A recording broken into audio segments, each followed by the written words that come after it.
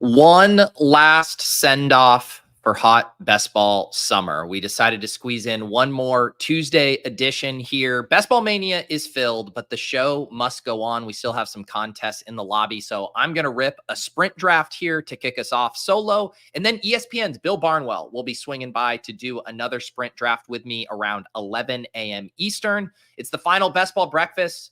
Let's not cry because it's over, guys. Let's just smile, because we can still select a low-owned Samaje Perine in the late rounds. It really isn't that hard, guys. You just go top two, win it, win it. Okay, I think we can be done here at running back. You only have 3 running backs. This roster is littered with game theory, arbitrage, exploits, and theoretic reasoning. Bro, light mode, my eyes. CNN says the shooter's dead, and I just got CeeDee Lamb at 103. Tight. I don't know. I prefer that move more in a time box contest. Bro, have you ever scrolled so far down that, there's no more names, bro? Don't do drugs, kids. Draft and drive instead. You can't have it both ways, dude. Quid pro quo. Speaking of David Kitchen and Davis Maddock, we are going to have the Swolecast today at noon Eastern. So that'll be a full block. We're going to roll right into this to Swolecast at noon. We have moved the DFS First Look show even earlier in the week. That'll be Tuesdays, noon Eastern going forward, starting today. And when I say it's a first look, brother, I mean it's a first look.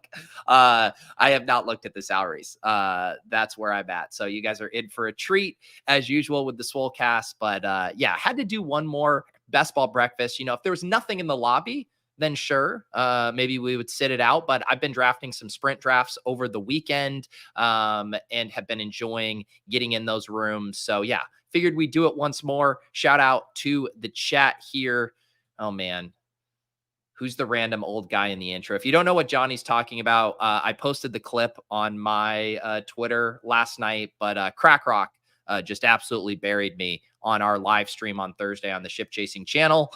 I prefer not to think about it, but I would prefer to think about this. Coffee Pour SZN. It was on Friday, right, where because I wasn't in the mindset of doing the show, because I normally don't do one on Friday, I had drank all my coffee. By the time we rolled on, I had a very pitiful pour, if you will. It just trickled out. But today I'm ready. I haven't had a sip of coffee yet this morning. I've held out. I've held out for the show. I got a fresh pot here just for you, KZ. The final pour of Hot Best Ball Summer. Of course, we will be pouring the coffee on Monday mornings, 10 a.m. every single week throughout the NFL season. But without further ado, the final Best Ball Breakfast coffee pour.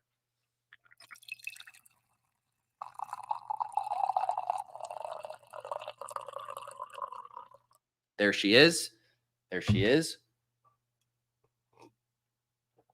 Yeah, and like I said, the portfolio review will be back on Monday morning. So this exact same time that you guys are used to. We will have all kinds of fun things to cover. Of course, our DFS lineups on DraftKings. We will cover all of the Battle Royale action on Underdog. We'll recap some listener leagues, and I'm going to have some fun announcements about those in the coming days. We'll check in on the Guillotine League that we drafted on Friday night, which, by the way, if you guys didn't get a chance to watch that stream, very fun stream. We had a bunch of people from the Deposit Kingdom swinging by to talk about their drafts. You can check that out on the channel.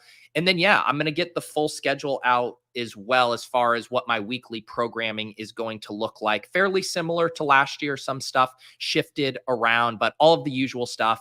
Friday afternoons with JM doing Block Party, followed by Off and On the Clock with the Badge Bros. We'll have DFS After Darks for the YouTube members on Saturday nights. And then the Sunday morning cram sessions, that is for the YouTube members as well. You got to be the Hand Builders and Opto Bros tier. Those kick off 10:30 a.m. on Sundays, and we go through the whole slate from a DFS perspective, Battle Royale strategy. I'll give you my my locks of the week, all of that good stuff. We'll build pick'em entries, always a good time there. And honestly, the most valuable part of it is we do a crowdsourcing element to what is everyone on that day? Who's your favorite quarterback to play in DFS lineups? And we go down the line, and I've found that specific polling to be the most predictive of actual ownership in contests. So if you are just hunting for getting your finger on the pulse of what the GPP bros are doing on a Sunday morning, recommend becoming a YouTube member. And then you're essentially going to get 2 free shows a week. Not 2 free shows, 2 additional premium shows a week for 8 total premium shows a month for the cost of less than $10. So pretty good deal there to become YouTube members. And I see a couple of you doing so today. What is up, Brady? Red is up. Rahul. Let's see here. I'm in for a treat when I see Marvin Harrison's price on DK. Yeah, I'm excited to check that out. What is up, Nez? Had a great summer. You know what, Nez? This morning I was working on, and this is why it's going to be so weird for me to pivot right back to Best Ball Brain, is because I was working on my first piece in video on my favorites, scroll the F down, hidden gem targets on this battle royale slate. And so I'm already in like week 1 mode there, but we're going to fire off a few more drafts here. If you guys want to hop in a sprint with me, I am going to hop in one right now. Still 7 people left. I'm sorry, I forgot to tip off the Discord on this one, but that was more of a Best Ball Mania thing. We got 6 people here. If you guys want to come hop in the sprint.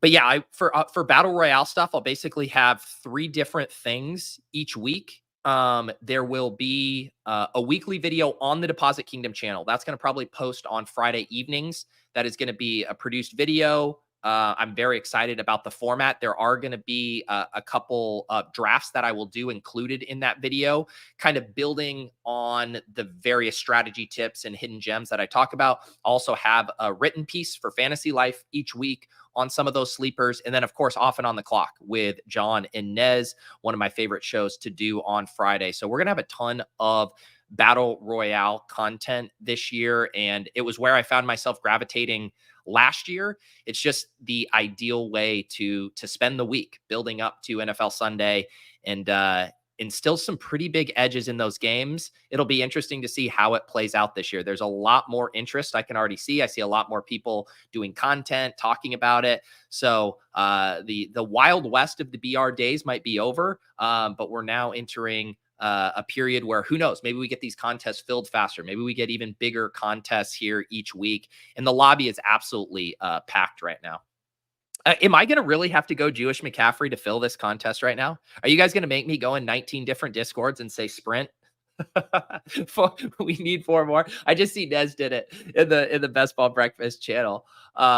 This is cracking me up. Everybody will snap fill a BBM, but you make it 2 BBM price points and no one wants in. Here, I will give you the selling point. Let me give you the selling point on this. I'll do it.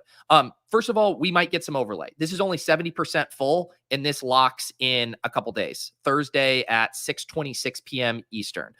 Overlay, very nice. On top of this, you don't need to have some crazy different Best Ball Brain to do this contest. I've been reiterating this on shows throughout the summer. It is exactly like BBM, except week 15, week 16, and week 17 are all worth the same. So instead of however you wanted to assign the importance of it, say you said 80% week 17, 15% week 16, 5% week 15, how you wanted to mentally assign it or whatever, it's all worth the same. 33% week 15, 33% 16, 33% 17. It's just a sprint. Once you get to the playoffs, it's the best team over the course of those 3 weeks. Otherwise, the strategy is the complete same. You can draft it like a BBM team. I think the biggest probably edge in the sprint is just correlating weeks 15 and 16, because we all reflexively correlate week 17, right? I mean, that's just what we all do. We know those matchups in our sleep. So going out of your way to correlate 15 and 16, I think works. But otherwise, it's all the same. All right, we filled this. We got Nez. We got Alejandro in here. And I mentioned this on Friday. I have been on a generational run bad with some of these slots. I'm honestly not complaining. I don't really care. But I just would love to mix it up for variety's sake. I'll take a middle slot, but I am at the back here at 112. Not a true influencer anymore. I'm just a random old guy with a big nose, apparently. All right. Let's settle in here. Let's get my banner going. And we'll do one more final solo draft here. Yes, the gold star locks of the week. Man, I just realized wasn't one of my gold star locks of the week early last year a Tutu Atwell.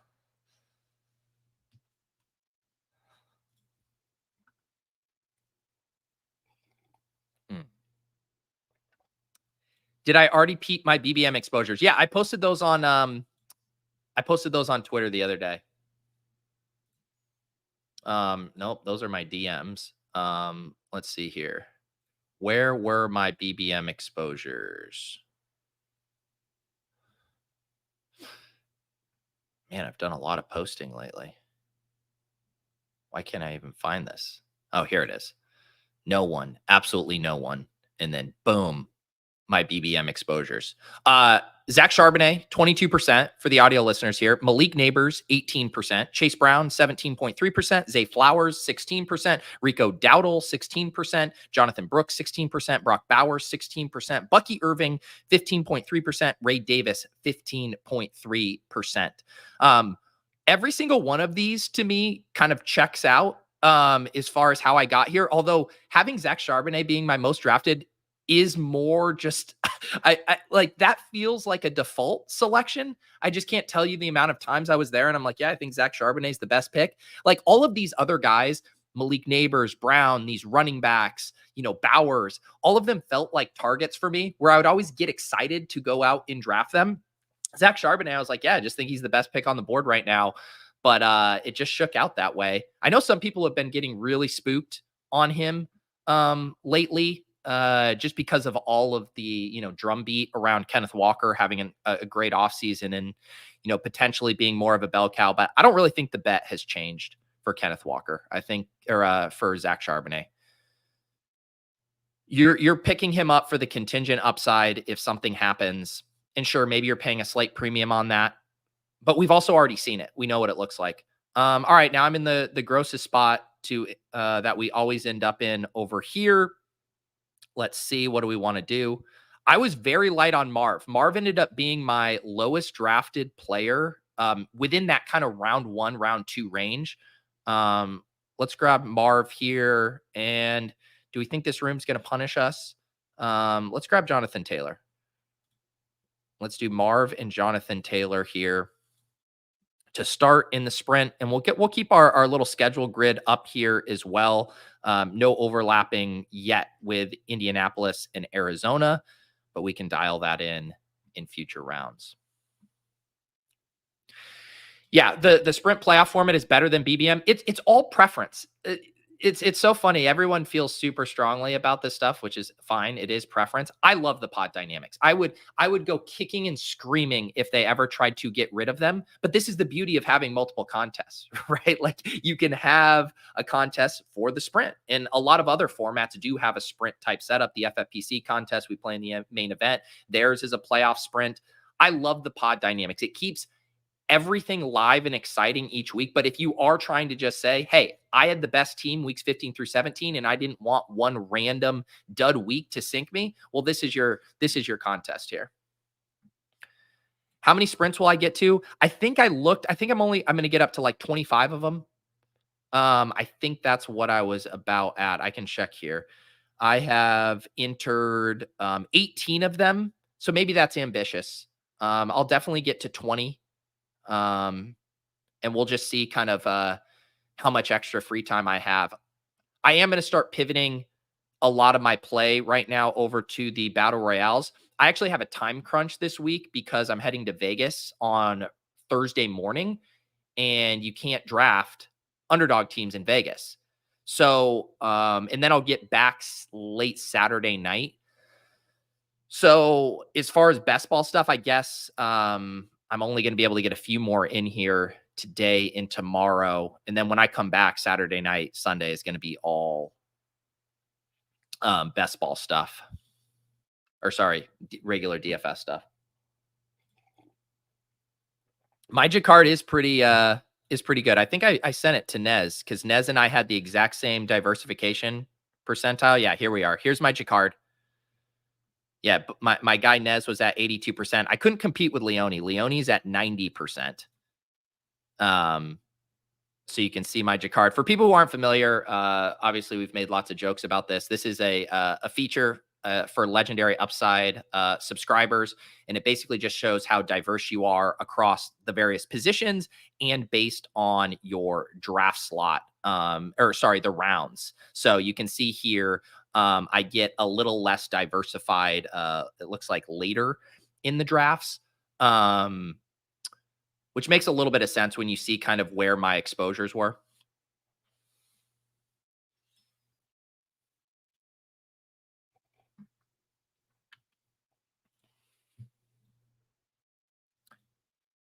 This counts as UCC because it's exercise adjacent, right? That would be funny if someone hit Underdog with that. Hey, I maxed the sprint, man. It's literally called a sprint. What is Davis's? Has Davis's posted his yet?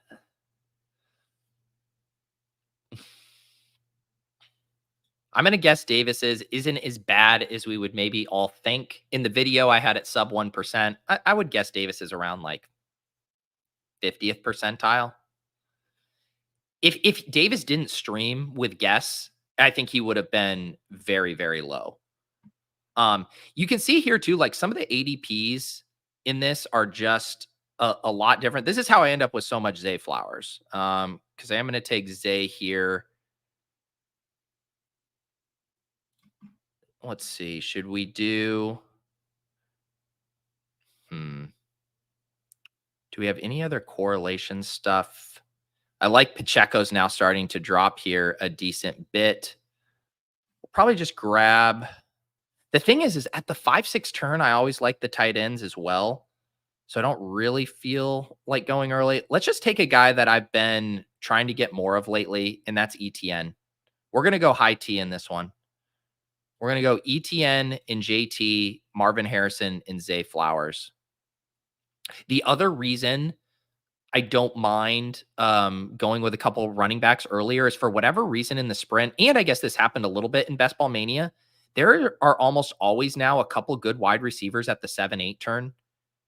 You know, you look at the ADP here and you can get, the slide on, I've seen the guys like Keon Ladd, Brown, Hopkins, JMO all slide there. So on this side of the board, I don't mind risking it a little bit more in the sprint.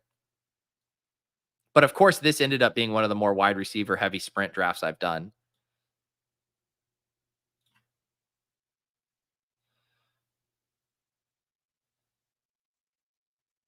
I'm pretty sure you need the sidekick sub for the Jaccard thing. Don't quote me on that, but I'm pretty sure you do. Yeah, there you go. Comparing best ball, bro, to a tree. Fuck, bro.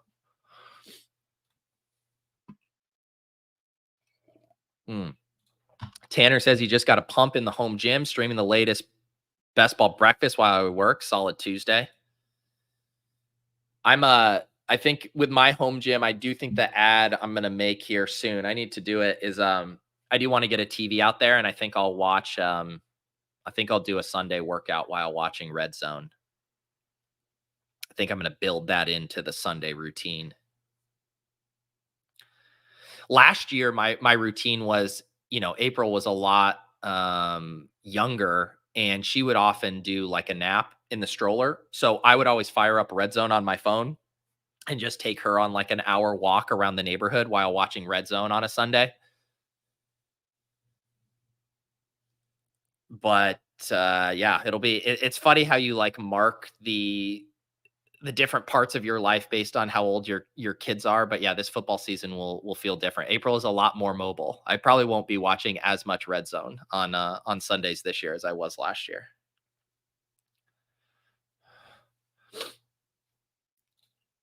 Yes, I'm never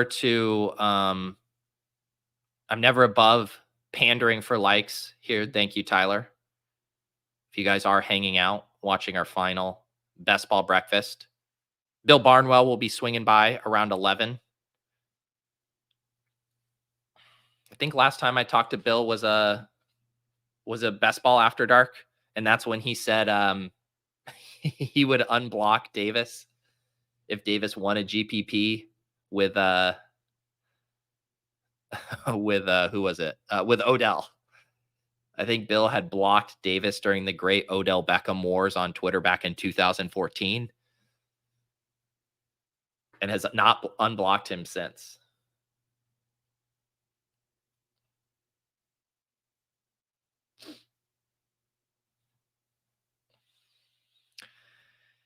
Apparently, they said with the YouTube TV and the red zone stuff that they're going to have more of the like quad box configurations last year or this year. Last year, there would only be a few, and I'm not going to complain. Getting to throw up red zone in 3 other games in the YouTube TV quad box was pretty nice, but hopefully they have a ton of different options to mix and match this year. It's expensive, but man, it like getting to watch the 3 games plus red zone was awesome. All right, this is exactly what I was hoping would happen when I took ETN there. We have all kinds of good options. The Draft Caddy is really helpful for these sprint drafts too, because it'll just show you the correlations across the entire thing. I'm definitely taking Calvin Ridley opposite Jacksonville and Indy. And then my big question is, do I want to just grab my tight end, or do I want to go 2 wide receivers? But this is where I start to do the 2v2s, right? Because I'm like, I do love Jaden Reed. I like Kirk at this price. But if I'm able to get a Keon or a Ladd or whoever at that 7-8 turn, then I think I would prefer the tight end. Let's go ahead. There's no correlations with either Pitts or Kittle here.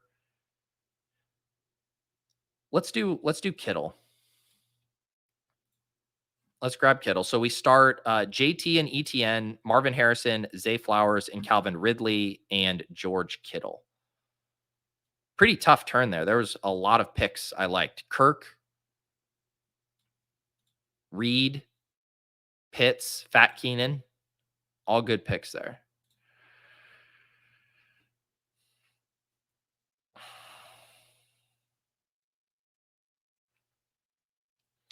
Tanner, story time question. How did you get into streaming? I started streaming right when the pandemic hit. I had started making content before that. I was making videos for Roto Grinders. It was funny because we were talking about the First Look show, and I was thinking about one of the videos I made for Roto Grinders where I did a parody of a DFS First Look as if it was an actual wedding first look, where I was all dressed up and I turned around, and instead of my wife in her wedding dress, it was a DFS slate of salaries. But yeah, no, I was doing that. I was doing Swolecast. And then when the pandemic hit, I had all this extra free time, and I was like, all right, let's start streaming. And that's when the randomizer started. That's when Lulz started. That's when I started streaming regular best ball drafts. But I basically was like, holy shit, I don't have to be at my office desk, 8:30 to 4:30 or whatever. I have all this extra free time. Why don't I start streaming more? Did you have BB success on your resume first? Absolutely not. No, I mean, there was basically, first of all, like when I started streaming best ball, I mean, the contests were incredibly small. Best Ball Mania 1 had just launched. We were coming out of the days of draft when guys like Peter Jennings and I think John Warner were doing all the 3-man contest type stuff. The lobbies were nothing like they had here. The first bit of success I had was the team I drafted with Bime for in Best Ball Mania 2 that finished top 10. But I'm going to tell you here right now, a little secret, Tanner. You can look around and know that having actual success is not a prerequisite for best ball streaming, nor should it be. Best ball streaming is fun. And did I love football and content and just went for it? Yeah. It was basically just the classic. Let me merge my hobbies, being football. And at the time I was doing a ton of comedy. So, a lot of my earlier stuff was more, explicitly comedy focused. And then, yeah, best ball streaming just became such a fun, regular thing to do throughout the summer. And you think about it like DFS, that was the main thing on this channel. It was the DFS GPP reviews that I initially started doing regularly. And then it's like, well, what are you doing through the off season? Best ball was just this saving grace. It was like, holy shit, we have this vehicle of something we can do on stream and talk about it all summer long. That just gives us something to do as opposed to going in hibernation. Was always nice. All right. So the wide receivers weren't as attractive as I was hoping would be coming back here. Quarterback's been kind of wiped. Hopkins would have been nice to just set up a double there with Tennessee. Jameson goes, wow, I'm getting really wiped out here. I think I'm just going to take my medicine. I'm going to just take my medicine and take Sutton and Addison here. How do you get even on all of those heavy Marvin Mims and Troy Franklin bags? You take a little bit of Cortland Sutton, and we'll grab Addison as well. I've been actually looking for an injury report on Addison. Here we go. Addison ankle was spotted warming up during the portion of Monday's practice. Addison appears to be practicing without a helmet. Nonetheless, it's encouraging to see the second-year wideout handling reps again for the first time since he was carted off the field August 14th. Seems fine. Seems fine. All right, so we got our 2 running backs, JT, ETN, 5 wide receivers, Marvin Harrison, Zay Flowers, Calvin Ridley, Cortland Sutton, Jordan Addison, and George Kittle. Other nice thing about this, lots of late-round quarterback options on this one. Levis, Nix, Darnold, and we can maybe mix in Purdy as well. Let's see here.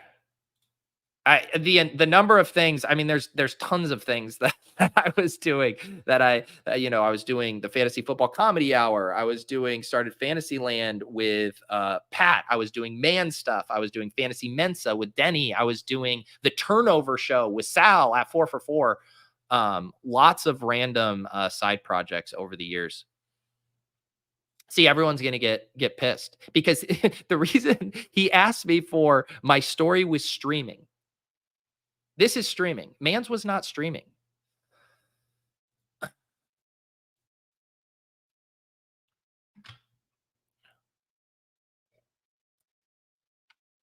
Is there a cactus this year for BBM Maxers? Didn't they just ask for our addresses the other day? I don't know if it'll be a cactus or not. I have no inside information, but I do know that they solicited addresses for Maxers.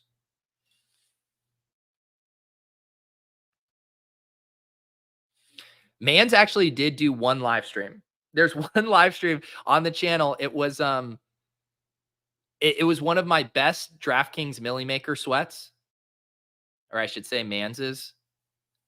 I ended up finishing like, I don't know. I think I finished like 25th in a Millie Maker, and I think I was I don't know. You could go back and watch the video. I was pretty high up there. It was that game between the Seahawks and the Texans. It was a Sunday 4 p.m. game. Had to have been, I don't know, like 2017, 18, in that range. And it was the game where Deshaun Watson, Will Fuller, DeAndre Hopkins, and Lamar Miller went nuclear for the Texans. And then on the Seattle side, it was Russ, it was Lockett, everyone was playing Doug Baldwin, and I played Paul Richardson, who had a good game, and you just had to stack up that game. It was very similar to like that Bucks Texans game last year, where it just went absolutely insane. And anyways, yeah, I had a Russell Wilson double stack, I think with a Lamar or Hopkins bring back.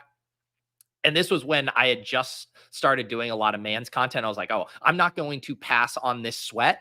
But what was so funny about it is, like, this is pre-StreamYard. I couldn't get the stream to work in an area where I could also watch the game. So I'm sweating what's an actual pretty fun sweat, charging to finish hopefully top 10 in the Millie Maker or whatever. And I'm not even watching the game. The chat is just telling me, I think I had Cowboys DST or something too. And they're like, Cowboys DST sack. I'm like, yes. And so I was literally sweating it via people relaying to me in the chat what happened, which is so dumb. But at the time, it seemed like a very fun idea to try to fire up a live stream.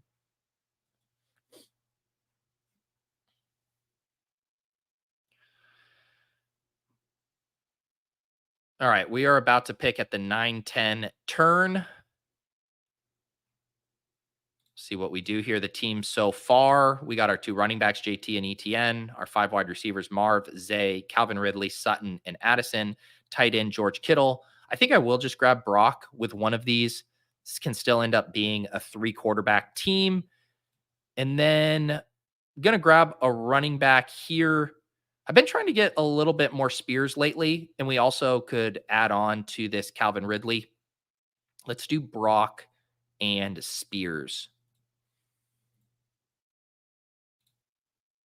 Brock stacked up with Kittle, Spears, our third running back, and paired with Calvin Ridley. Oh, yeah, it's a t-shirt this year. There you go. There you go.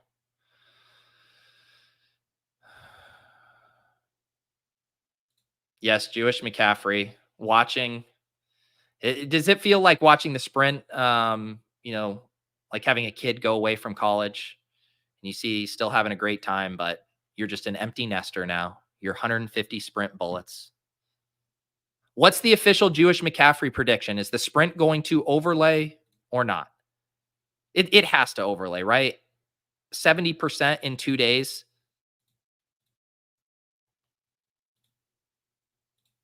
What's the percentage prediction on the sprint?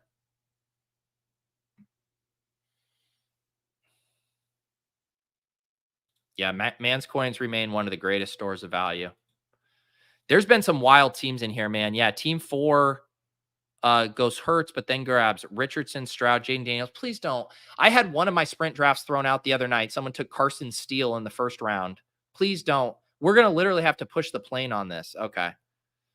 All right. I think we can actually survive this. My guess is Rosette might be their first draft, but it's more like when you take players, with a 250 ADP in the first round.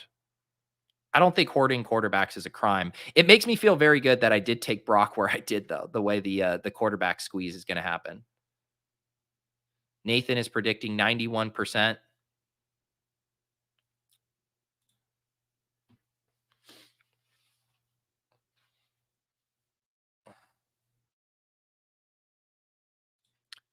Man, I would bet against it filling, man. People have been so reluctant to almost out of this moral objection to hating the price point or whatever. It just seems like people aren't capitulating and actually getting in the sprint drafts. And they also added, what's in the lobby right now? Didn't they drop, did the German Shepherd thing or whatever, did that already fill?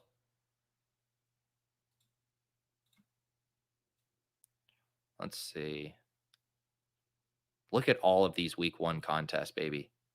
So it's just marathon and sprint. See, I think the marathon's going to fill first, right? 75%, and it's a cheaper price point. I don't know, man. I hope I'm wrong. But I don't think the sprint is going to fill for you overlay chasers.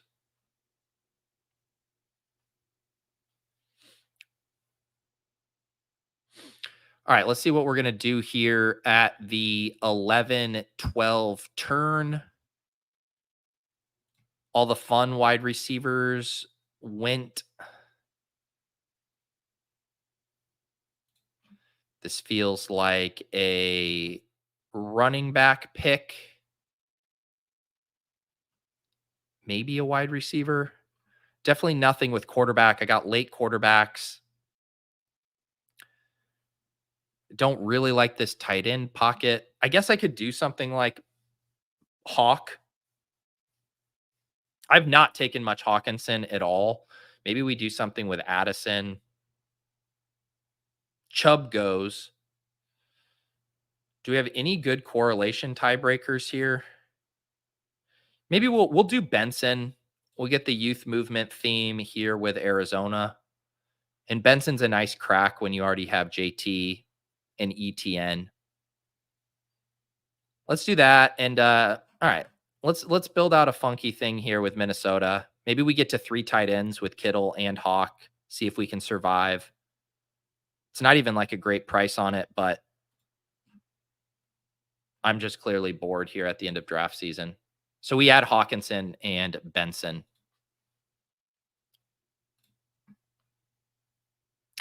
I mean, I would call it a virtual lock that Underdog runs back the sprint, but with a cheaper price point. This is your second comment is what I would really like to see more of. They did do it with the big eliminator. Like that was awesome, right? Because I didn't have enough time, enough bandwidth to do a ton of the regular eliminators. But then I immediately maxed the big eliminator, which, is the equivalent of getting in, like 50, right? Or what was the price point? I don't remember the price point. Was it $10? But yeah, like the equivalent of getting in 50 of the $10 that you could get in with 5 of the big. And so I was really hoping we were going to get that for weekly winners too. That was definitely one of the ones I thought would be really fun to have a higher dollar sweat on. Like, okay, I'm just going to do 5 sprints, but they're all $100 a pop. And it's such a smaller field that it's a little easier to realize a sweat in season. But yeah, I do think that is the way to go, at least from how I would enjoy it the most, is you have the $10 price point and then like $100 smaller field one. Adam says, what is overlay? So the way these tournaments work, the prize pools are guaranteed. So no matter what happens here, you see this prizes, this 1 million in prizes, Underdog is paying that out whether one person enters this contest or 22,200 entrants enter that contest. So anytime there is overlay, it means that it is going to be easier to win a prize because you're literally competing against less people. The full contest isn't getting filled. And then essentially what that can mean, and you can do the math on it, maybe one of our math whizzes here. If you take the 9.9% rake, which is Underdog's cut for hosting this, depending on how many people ended up in this contest, and someone could tell me what the break-even point is, the contest could essentially be rake-free if a certain amount of people didn't enter the contest, because Underdog's just going to eat whatever is left over. They're not changing the prize pool. So that's what they mean by overlay.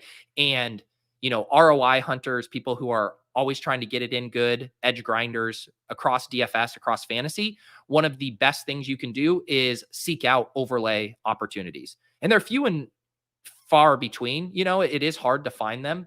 But when you do, if that is your number one goal, is just trying to increase your ROI, then finding these spots where there's overlay is one of the best things you can do, because you don't have to be as good, right? Like you're not having to compete against the full contest as well as essentially the rake. So it's worth keeping tabs on it.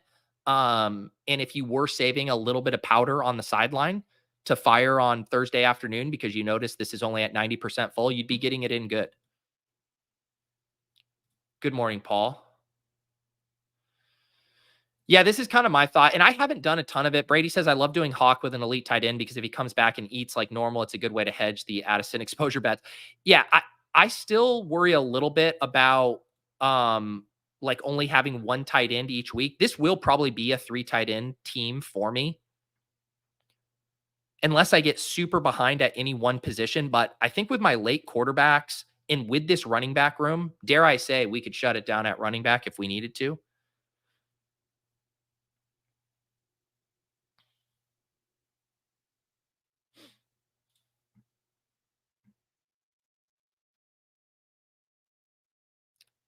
Agree completely. The success of the tournament, I don't think should, the whole thing, like we should all collectively want Underdog to be willing to experiment, right?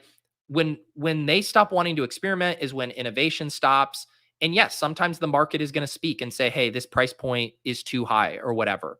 But we should want them experimenting, trying these new things, finding kind of the equilibrium on new contest type, price point, all of that good stuff. All right. Let's see. What are we going to do here? This feels like a Demario Douglas-ass team. And I think I am just going to take Dobbins. I'm going to take Dobbins and shut it down. I like Dobbins. We also get a little extra correlation there. So we'll grab Dobbins, likely done. I mean, Dobbins slides all the way to 157 here, and then need just some wide receivers. So we'll grab Demario Douglas, who, if Addison's missing time early, I think is a pretty good stopgap there. So the team so far, it also gives us another quarterback out. We got Brock at quarterback, 5 running backs, JT, ETN, Spears, Benson, Dobbins, wide receivers, Marv, Zay, Calvin Ridley, Sutton, Addison, Demario Douglas, Kittle, and Hawk. So if I do get to 3 quarterbacks and 3 tight ends. That's 3 more picks there. 1, 2, 3. And then we'd have 1 extra pick for a 7th wide receiver. I think that's right. I think we get to a 3-5-7-3 build. I could leave it at tight end if I really wanted to get to an 8th wide receiver, but I think we're in decent shape at wide receiver, honestly.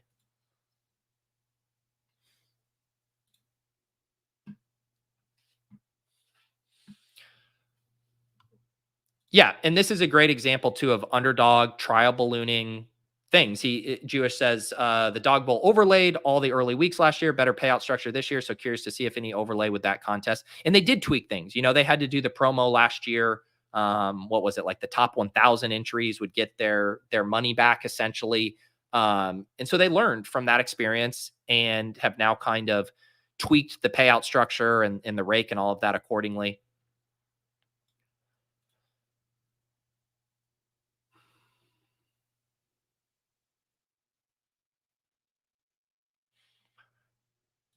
Who will even be the starting quarterback in Minnesota when Hawk returns? My bet would be Sam Darnold. I agree it's not a lock. But I don't think, I think Sam Darnold's grasp or grip on the starting job is definitely stronger than, say, like Minshew's on the Raiders job, right? Like I feel like he's going to have a longer leash. I think he'd have to really bomb for them to go to Mullins. Maybe I'm wrong on that. Maybe I'm being naive. But he doesn't strike me as like someone's breathing down his neck. Nick Mullins strikes me as more a last resort option.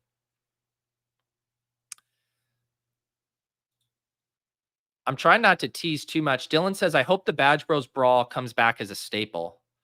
Everyone should tune in to Off and On the Clock on Wednesday. We're going to have an announcement about, I don't know, maybe a contest. Maybe a contest that we can all get excited about. Off and On the Clock is regularly going to be on Friday afternoons.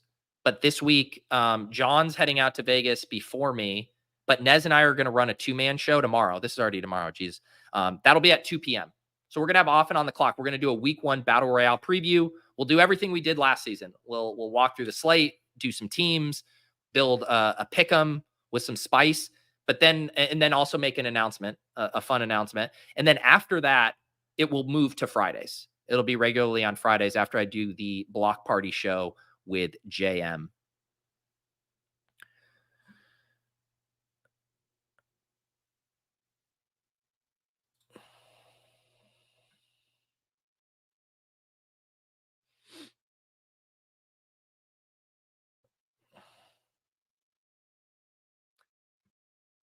Ball is life. I'm curious why you always stop at 5 running backs. I don't. I often always have 6 or 7 running backs because I do so many 0 RB teams.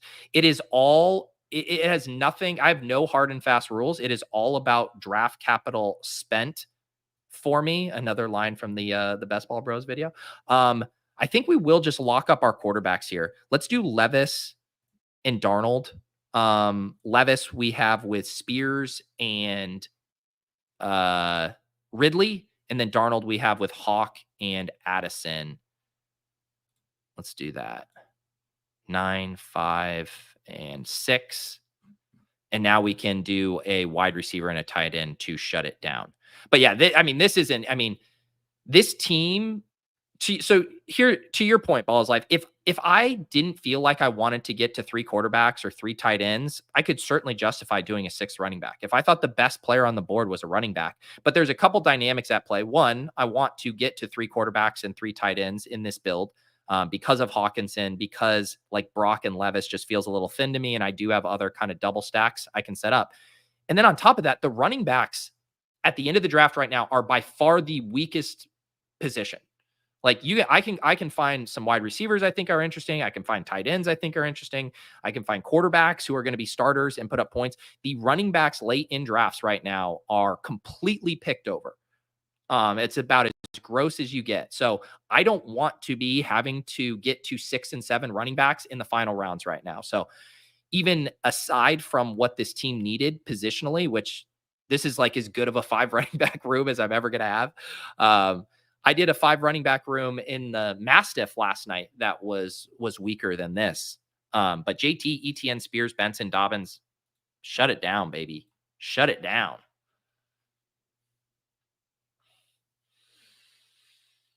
Oh yeah, the spices are going to be back.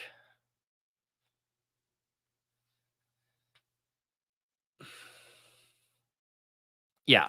The last couple weeks have made running backs unclickable after round 14.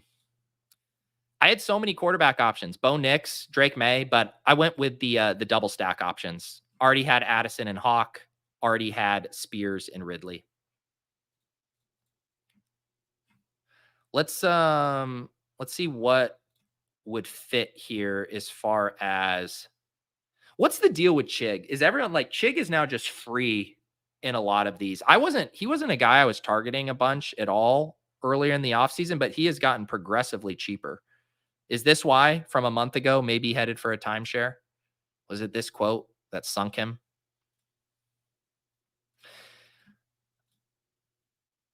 Hint, he's getting the Cole Kmet, Gerald Everett treatment. Jatavian Sanders has been a guy I've been slowly getting more and more and more excited about. I think he's going to make an impact this year. I think Sanders could be a fun round 11 tight end for us.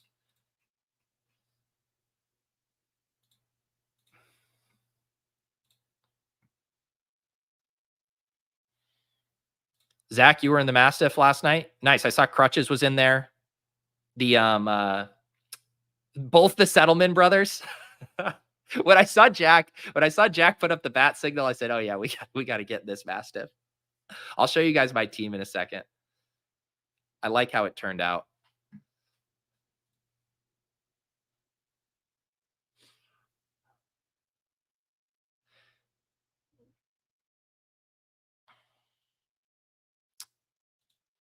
What was the origin story of Off and On the Clock? Your idea, just a Badge Bros bromance that was destiny. We had been wanting to do a show together for a while. Well, at least I say for a while. The year previous to doing it, I knew I was getting so jealous when the Badge Bros launched. I was like, you guys are doing weekly Underdog shows. I was still primarily just doing best ball in the offseason, DFS in season, and it just seemed like a perfect collab. And then it all worked out well with the Badge Bros joining us in the Deposit Kingdom. And so, yeah, having a weekly show there was awesome. I wanted a Naylor to fall, and then I could have just done a triple with Darnold. I am going to take Chig. I figure if we're just going to rip it in on Levis in this offense, the tight end is likely going to come along for the ride. And now we just need to figure out I guess I could do Tyler Boyd. Is there anything funner than Tyler Boyd? I mean, Jordan Whittington does give us a decent amount of correlation here with the Rams stuff. I'm going to put Jordan Whittington in there for the sprint. Yeah, let's do Whittington. Traylon Burks, I guess, if we now, but I'm not going to quadruple stack Will Levis. Even I have my my limits. All right, Jordan Whittington, come on down. But yeah, I don't know if there was any other machinations behind that I'm forgetting. I think it was just a Badge Bros bromance that was a destiny.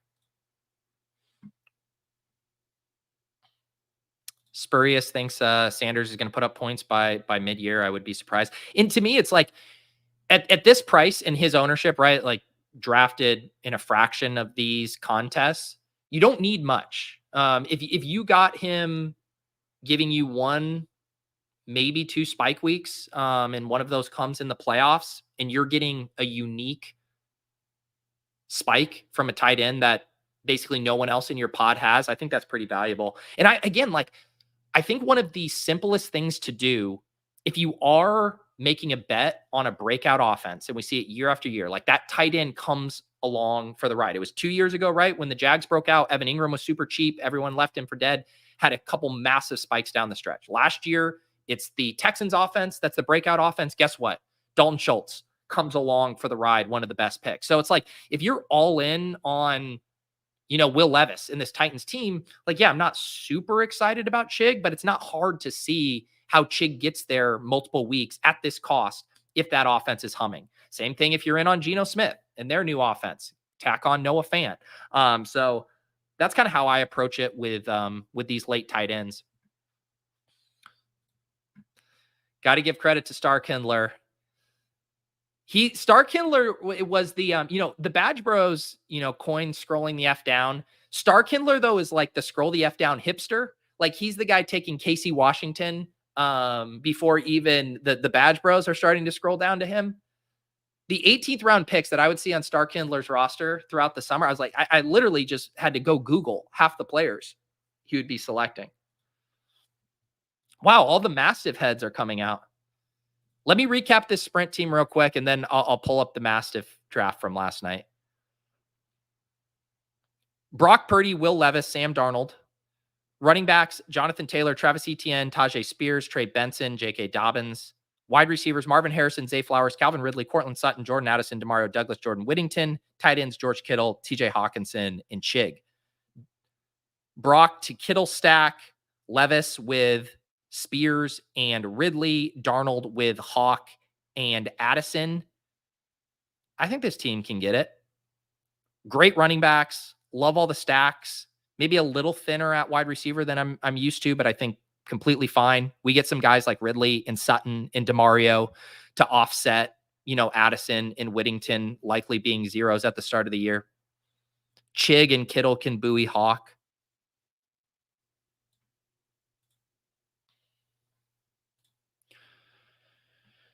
All right, let's look at this this Mastiff draft from last night. And this is getting close to my final tally here on number of drafts. 319 in the regular, 18 in the sprint, 8 eliminator, 50 weekly winners. So I got close to 400, about 400. Not bad. I know it pales in comparison to some of you guys. All right, let's all right, here was my Mastiff draft last night. So this is 1K buy-in, incredibly smooth payout structure. It's 4 of 12 advance. So 1/3 of the league advances out. Then week 15 is a 2 out of 5 pod. 40% advances to week 16, which is a 1 of 4 pod. And then you enter into an 8-seat final. So 8th place will get 7K, at least a 7X there. First place gets 20K. So only 240 entrants. This filled last night. I think I was in the second to last draft because then I saw Jack Rage entered the final one because he didn't like his team. So here was my team in the Mastiff. Jordan Love, Trevor Lawrence, and Drake May at quarterback. Have a 5 running back team: Travis Etienne, James Conner, Jalen Warren, Ty Chandler, and J.K. Dobbins. Wide receivers, we had 8: Tyreek Hill, Malik Neighbors, Brandon Ayuk, Christian Watson, Dontavian Wicks, Greg Dortch, Malik Washington, and Jalen Naylor. And then 2 tight ends, Mark Andrews and Jonnu Smith. So I I ended up taking Jordan Love when I had Watson, and I did not think, I basically had this choice here. I was in an interesting spot where I took Love, and then Warren had slid past ADP. And I thought about reaching right here for Romeo Dobbs, being like, should I just try to lock up the double stack? There's no chance Wicks comes in. And then I'm sitting here and I'm looking at Warren, and there's a tier break, I think, from Warren down to the Singletary, Brown, Bryant. I'm like, I'm just taking Jalen Warren here. Likely to play this week. The discount probably shouldn't be here. 7 picks past ADP. I didn't think there was any chance Wicks was coming back to me. Wicks comes all the way back around to 118. The guy in front of me grabs Jacoby. So I was pretty stoked on that. To get the Love double stack there at cost felt good. I was starting to think through, though, what am I going to do at quarterback? I didn't really want to do a Daniel Jones team. And what happened here is Tua. I was fully expecting to take Tua at 123 with my Tyreek Hill. Tua goes 112 here. So it comes back around, and I'm like, I don't really want to be forced to scramble late at quarterback. I didn't really want to do the Daniel Jones in the Mastiff. Didn't feel like a fun time. So Trevor Lawrence was there at 123, and I had ETN And again, stacking isn't as massive of a consideration when the format's this small. So I went ahead and took Lawrence past ADP. And then I think the only other real big decision point for me in this draft was I was fully planning on taking one of the Packers tight ends, whether that be Musgrave or Tucker Kraft. And so what ended up happening here is, again, I got distracted. I was at pick 147, I believe here. Where did Musgrave go? Oh, no. I really pushed it here. Oh, yeah, sorry. Yeah, I took Dobbins. I would have had to reach for Musgrave at 147. And I said, let me see if I can push him back around again. He ends up going 162. So I swing back. And then I said, you know what? I'll take Tucker Kraft in the last round. But then I'm starting to waffle, and I'm like, I'm going to do a 2 tight end build. Do I want just Mark Andrews and Tucker Kraft? Jonnu ends up falling here to 195. And I pull the trigger on that because I've already kind of built out a big Miami bet without Tua. I had Tyreek. I took Malik Washington. And so I just grabbed Jonnu there. So that was kind of my only thing I was a little disappointed about, is I would have liked to have gotten one of Musgrave or Kraft and just have a triple stack there with Jordan Love. But I don't hate how it broke and basically get a lot of kind of team level correlation here. Drake May was just, I thought, just the best pick in the last round. I didn't like the tight ends that were available there. It seemed like kind of a wasted pick. So I thought, why not just tack on a quarterback like May who could maybe give me a spike week at a good time. But yeah, so I get Lawrence with ETN, Jordan Love double stack. I get James Conner and Dortch together. I get Ty Chandler and Naylor together. And then I get that 3 Dolphins phantom stack without Tua. So like how this one shook out. And God bless the Saddleman bros in here. Jack took Mahomes at 36, took Daniels at 85, and then ripped off Wilson, Darnell Mooney, Jalen Tolbert, Rashad Bateman. It's honestly not the worst team I've ever seen, but probably not ideal.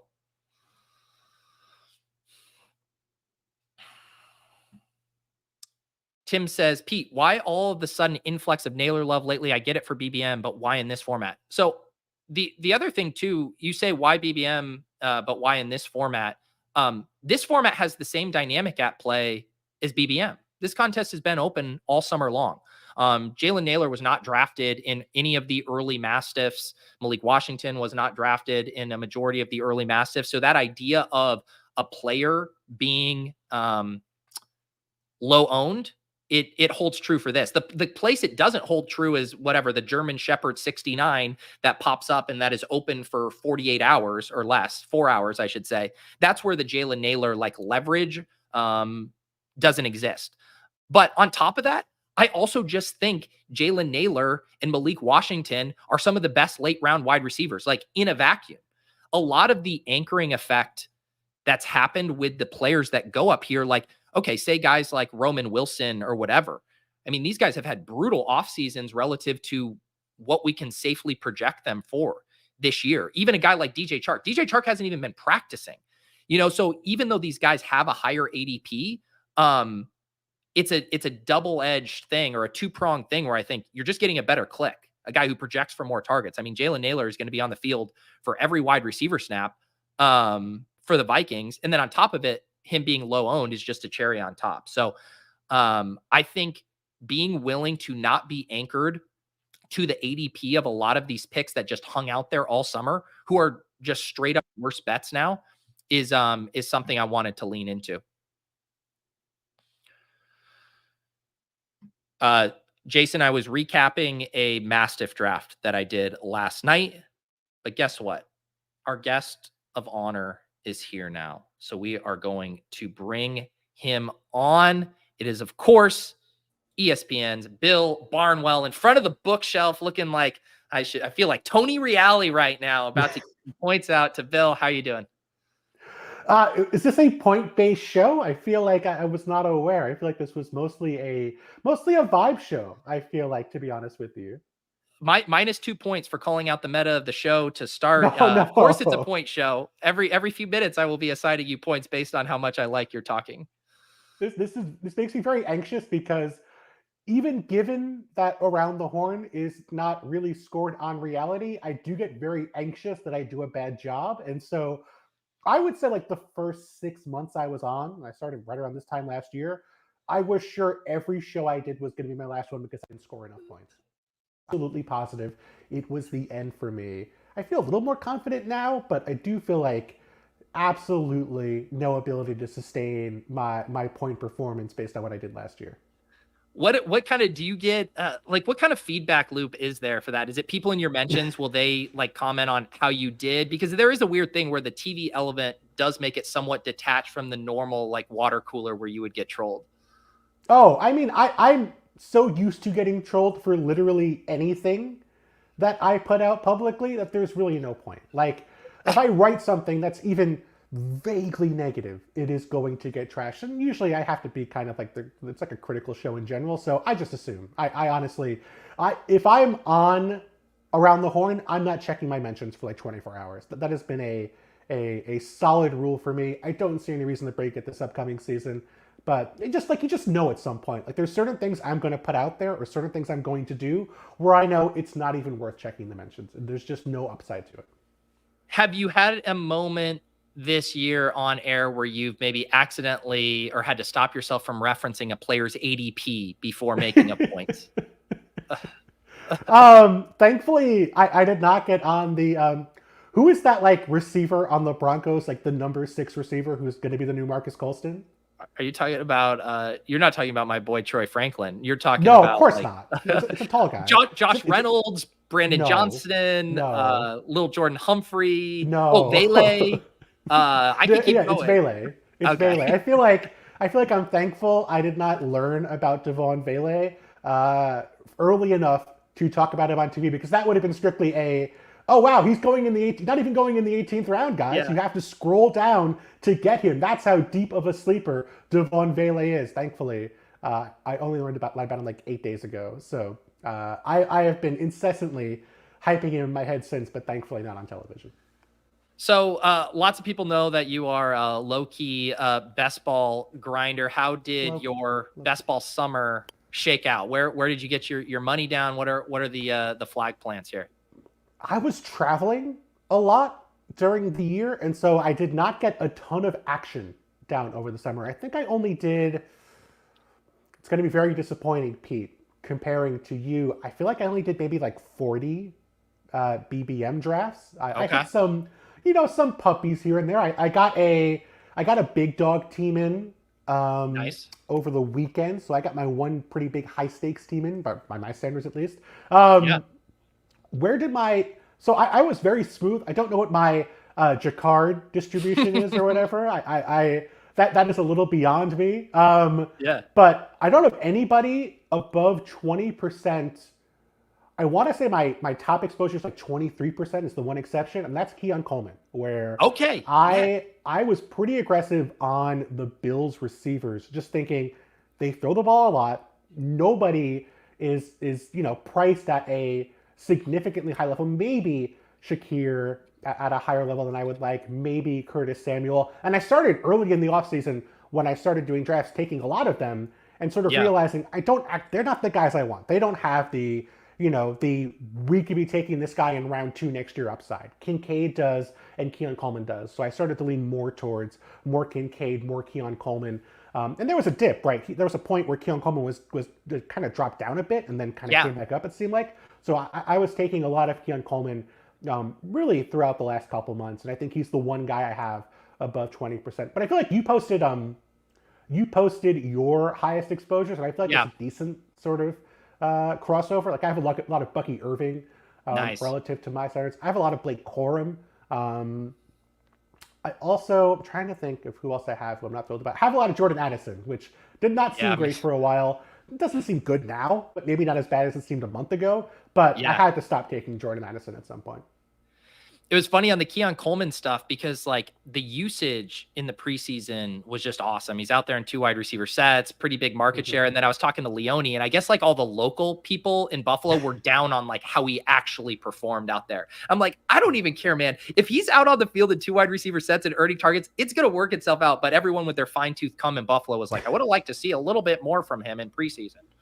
We've gone beyond the pale with preseason usage. Like we are so fine when it comes to the attention we pay to stat counts and uses that honestly how they play doesn't really matter. Like you're directionally accurate if you're getting snaps with the ones. You don't have to be good at football. Like you could be Quentin Johnson as long as you're getting ones, snaps with the ones. You are good to go. So I feel like maybe we are a little too confident about our ability to do that. And maybe we run into some scenarios where that doesn't work. I think Tim Patrick, speaking of Broncos receivers, might be the scenario there where he was getting the usage everyone was thrilled about, and then it turned out it was just because they wanted to get rid of him, or Devaughn Vele got in the way and wanted to get rid of him. But I do think that we have all these tools like a decade ago would have seemed crazy in terms of our knowledge, the way we project things, and I still feel like we're getting so much information, and I don't know that we're all great yet at making the best use of it. I feel like we are still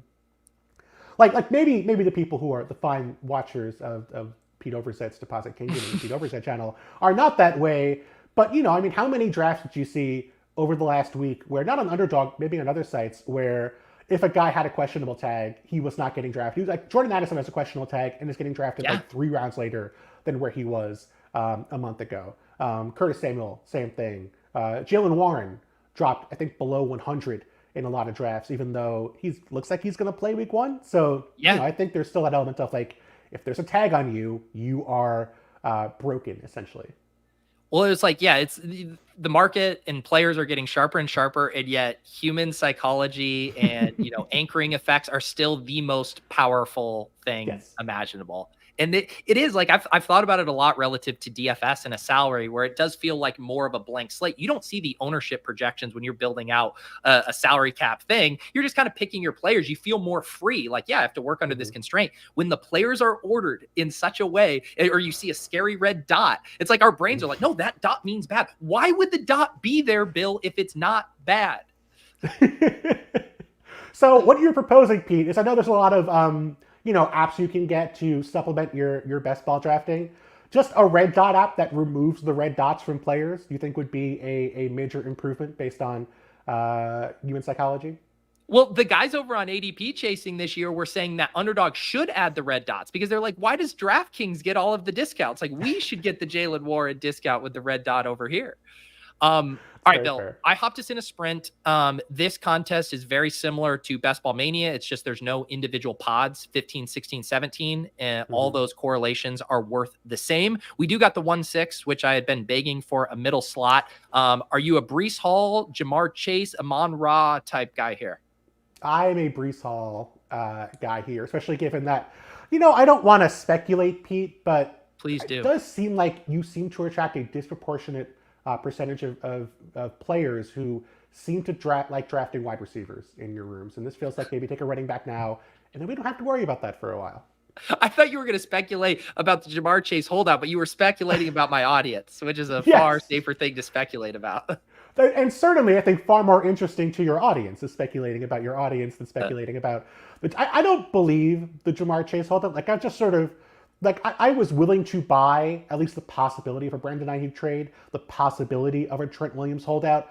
Like, my brain has not been willing to accept the Jamar Chase holdout. You're gonna have to show me him in a luxury box week 1 eating popcorn for me to believe he's not actually playing week 1.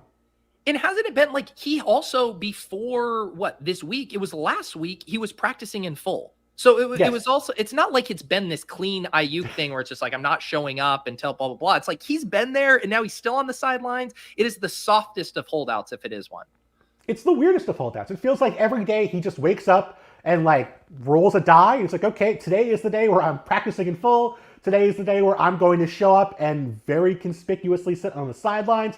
Today I might not show up at all. It feels like he is just very random. And that is honestly a very interesting tactic. I have not seen that one yet. And it's kind of, for the Bengals, who are kind of a precious organization when it comes to paying people, it might be, might be the right strategy. I don't know.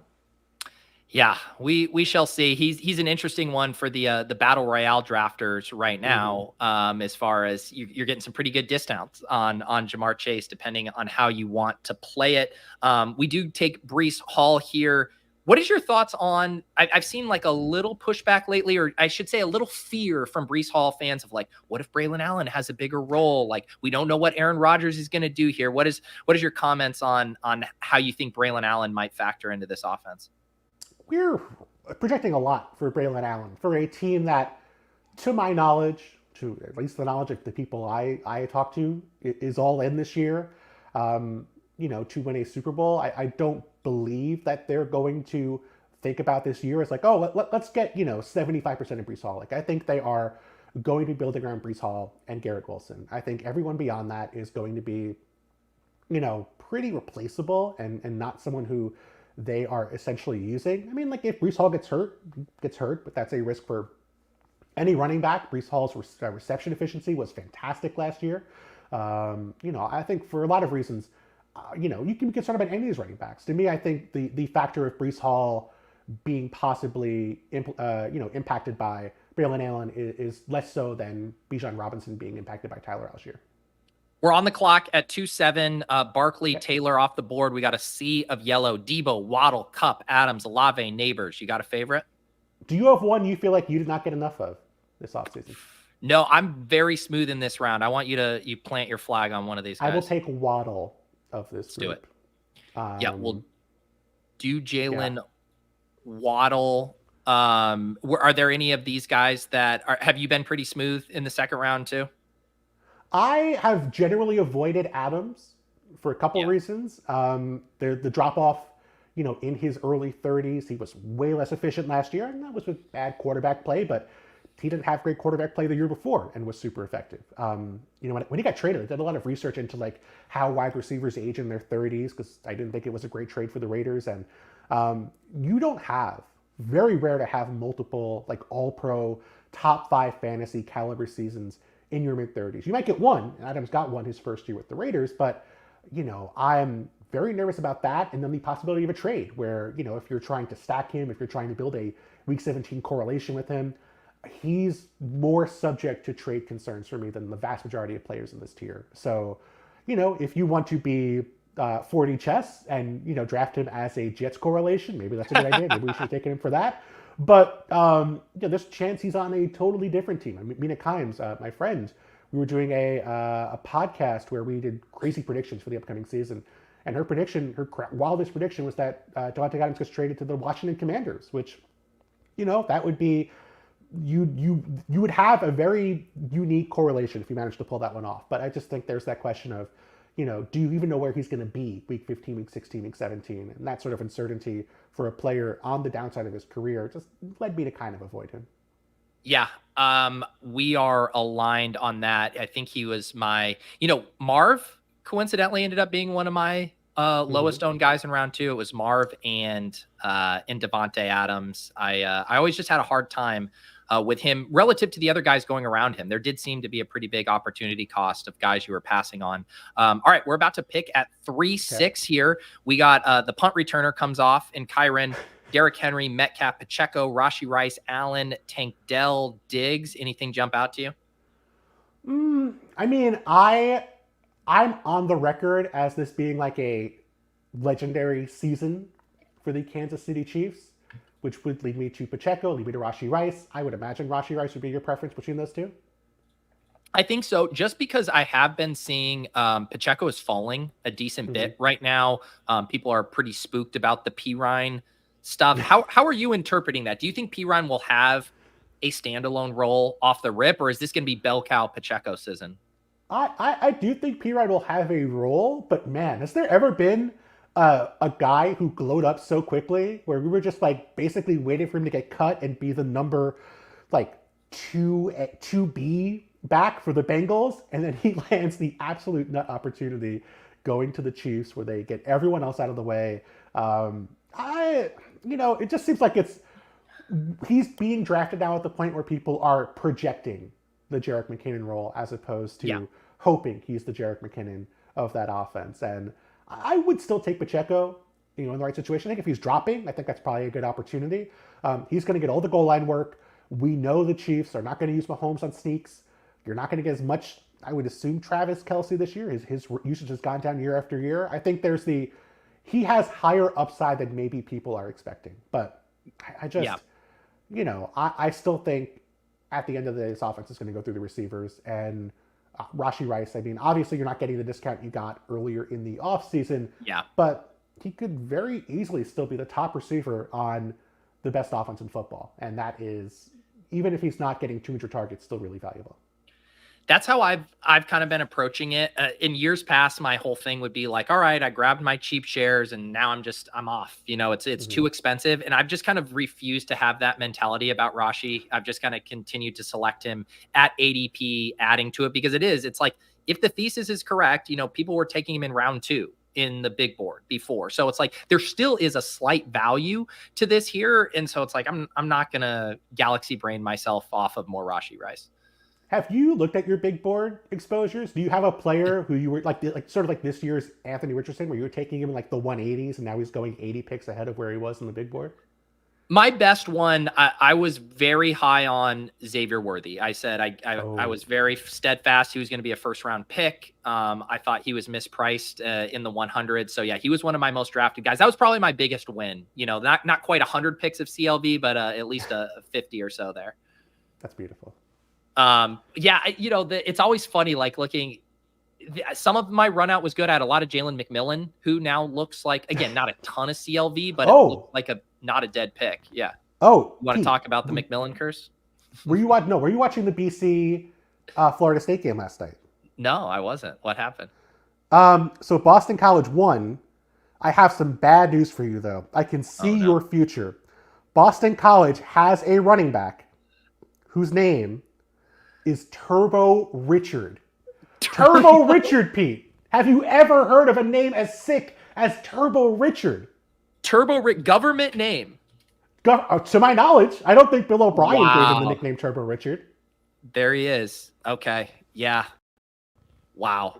Turbo. That is absolutely. That's just it's the self-manifesting. It's the Chris Moneymaker. It's like once you have that name, you are destined for greatness. The nominative determinism. I mean, it worked out so great for Sky Moore. I just feel like if I could bet on a player having a clip in 2 years, I feel like Turbo Richard it might be even money. So Mahomes gets sniped from us. That would have been fun. Kelsey's still here. We do maybe want to eye the week 6 bye week stuff. Jacobs, Pittman, McBride, Amari. How do you think we play this here? I'm okay with Kelsey. I feel like even if we don't have Mahomes, we could still be fine taking, building a cheese stack and then working on quarterback later.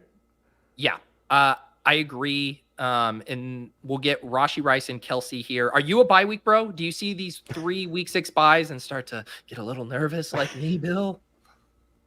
I don't believe I'm a bye week bro. I feel like we have 14 more picks to go in terms of being a bye week bro. I did draft a team that I realized after the fact. I drafted it all on my phone and Android. The Underdog app did not have bye weeks on Android for like half the summer. While.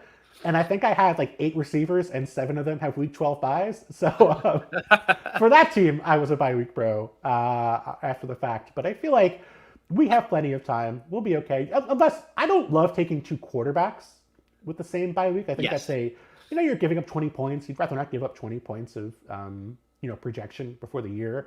But like 2 tight ends with the same bye week is fine. Having, 2 or 3 top receivers with the same bye week, I don't care about that stuff, no.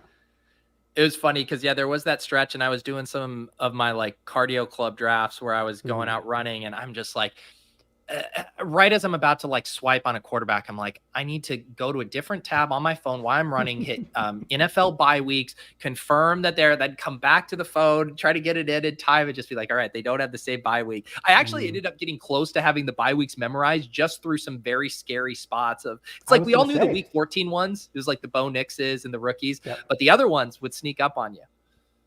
Yeah, I was going to say, I feel like you would have memorized the buys at this point. If you memorize, you feel like, have you memorized 16 and 17 pretty consistently? No, 17, of course, but have you memorized 17 well? Of course. I'd probably get like a C+ on a week 16 matchup test.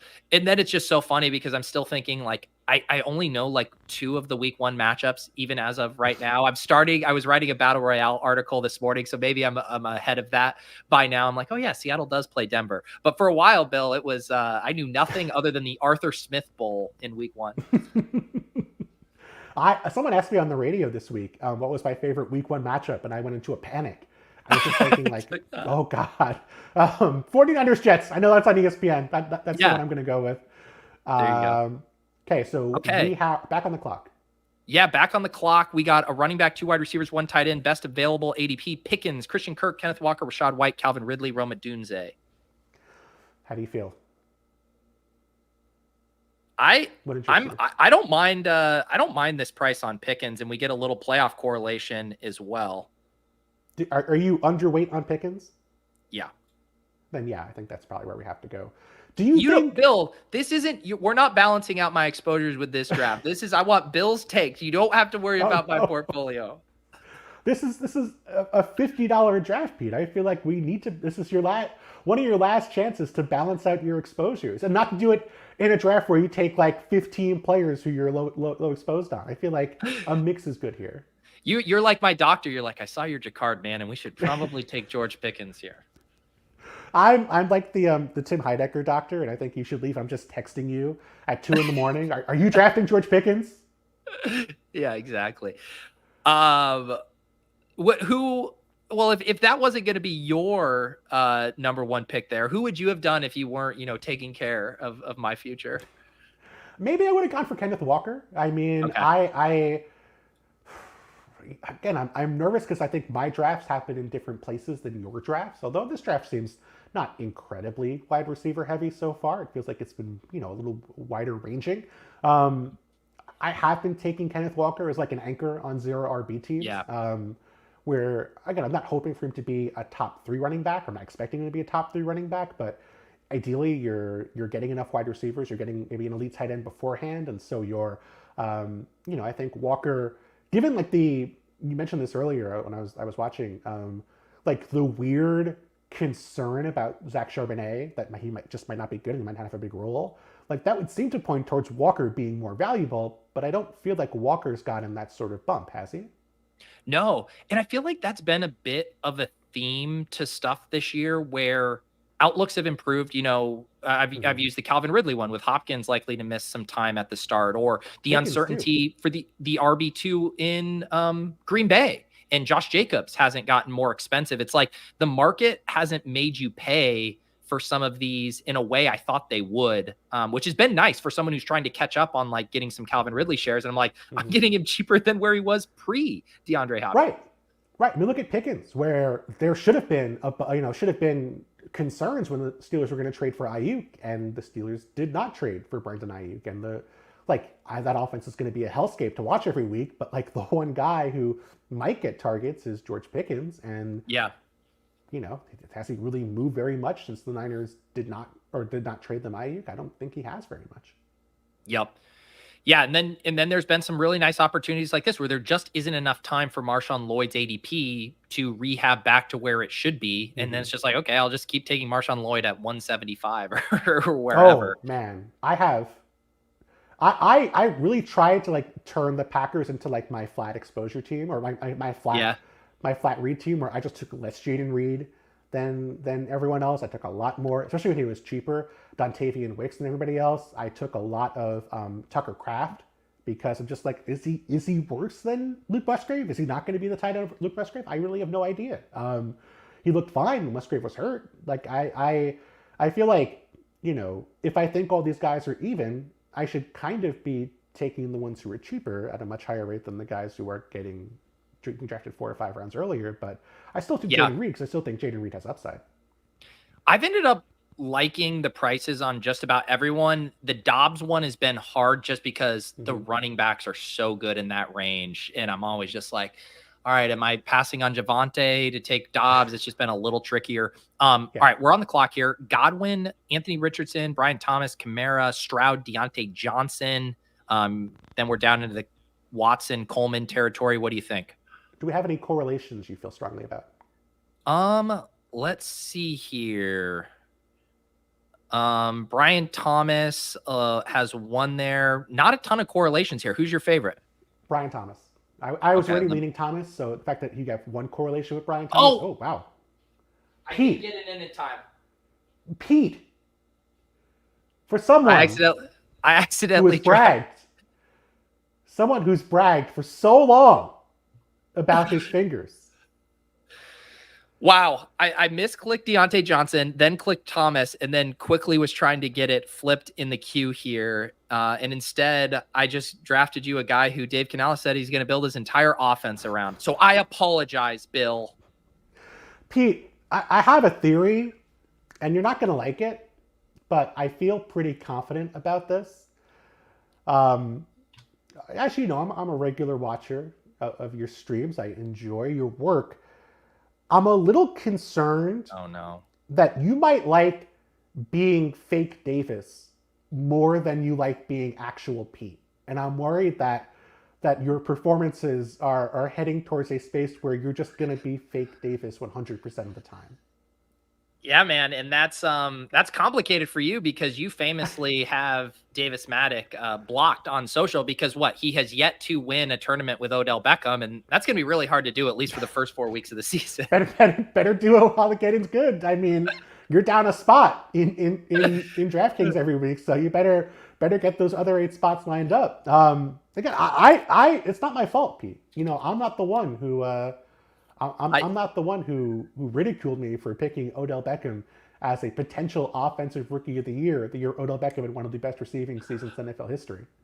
That's not on me. We are on the clock here. Can we get redemption? Keon Coleman, one of our favorite collective players here. Should we do Keon? Yes. Well, Keon Coleman will save us for our lack of rookie wide receivers. There you go.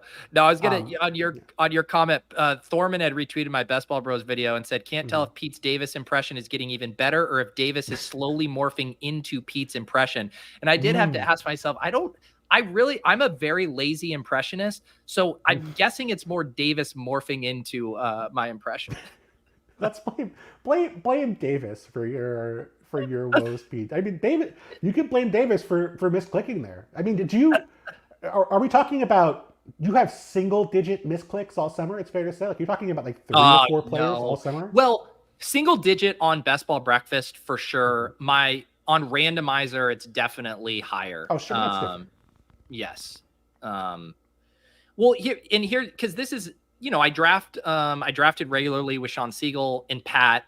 I start to kind of know their cadences, their preferences. I can get out in front of stuff. But with you, Bill, you're kind of a shapeshifter right now. I don't know where you're going. Are you trying to balance my exposures? Do you have inside intel? Are you trying to double down? I got a lot I'm juggling here. How hard is it to just click Brock Bowers every draft? I don't understand. And Jalen Warren. It seems very easy to have those guys at the top of the queue. I know. Looking at my exposures, it was like, I feel gaslit. I'm like, do I like Brock Bowers and Rico Dowdle? Or did just Pat and Sean make me draft these guys every draft? I don't even know.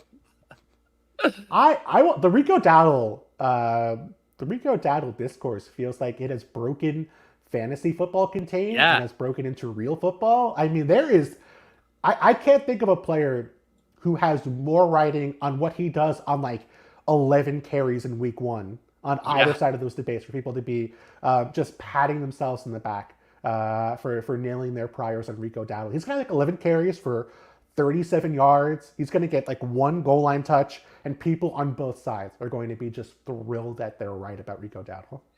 And it's not, sometimes you'll see the divide between like fantasy and then NFL fans, right? And you'd think like the NFL would be like, no, Zeke's our guy. And then the fantasy people would be like Rico. But it seems split. Like even within Dallas fans, like, because you'll see a lot of Dallas fans being like, I've gone to every practice and Rico Dowdle's our best rusher for sure, brother. Hulk Hogan apparently checking in for Hey, I just told you I'm a lazy impressionist, Bill. And to be clear, I'm not saying I think like Pat has been very high on Rico Dowdle. I'm not saying this is Pat. I think Pat has been very thoughtful about how he presents Rico Dowdle. But as someone who's covered the NFL for over a decade now, like I know what I say about a topic does not mean that is how it is perceived elsewhere. Like if I'm like, Rico Dowdle is a reasonable pick in the 10th round, that means I think Rico Dowdle's going to smash and he's going to be, a 15 round player, which is not the case. Yeah, I do agree with you. And man, I've already felt it. I think my guy Nez, who's in this draft, had a tweet about this yesterday too. the intensity within the best ball space of like victory laps based on what is going to happen just week one.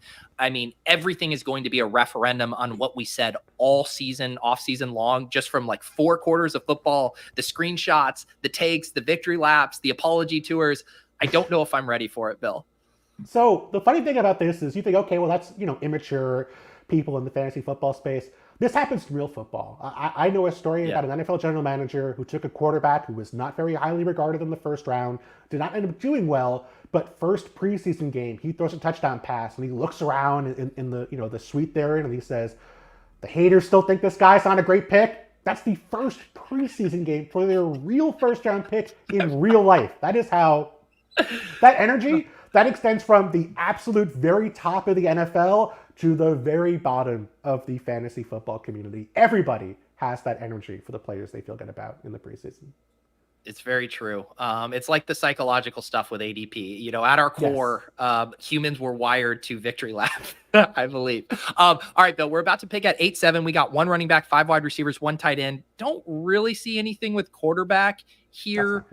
I think this is probably like a running back pick here. Ramondre, Swift, White, Pollard, Javonte. If you like Sutton or Addison, Brock, of course. What do you see? Do you have any interest in, I guess, quasi-bully tight ending it in with Brock Bowers? Always. Do the Chiefs have any Raiders games in week 15 to 17?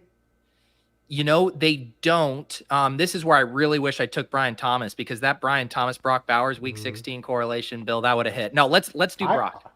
I wish you'd taken him too, Pete. I wish you'd also taken him. No, I actually like this because we could get Trevor Lawrence in the next couple of rounds. We could have a correlation set up. I mean, what's our quarterback situation looking like?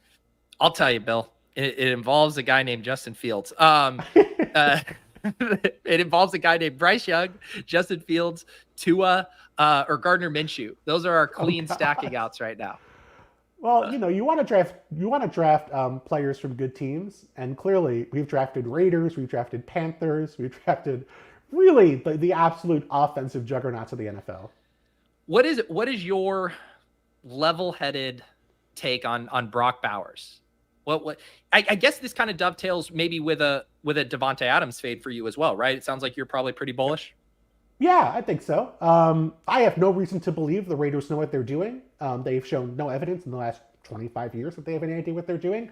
I don't think they're going to use Brock Bowers in like some super enlightened role. I don't think he's going to be, the best case scenario. But I do think there is that element of, the conversation we have, or I think Pat's written really well about this, about the idea of, okay, you might not get great week-to-week production, but you probably need a tight end to spike in week 17 in BBM, week 16, week 17 BBM to win that tournament. And it's different here because it's 3 weeks, but we've seen, was it Kittle a couple years ago, right? Who had just a phenomenal like week 15, week 16, week 17.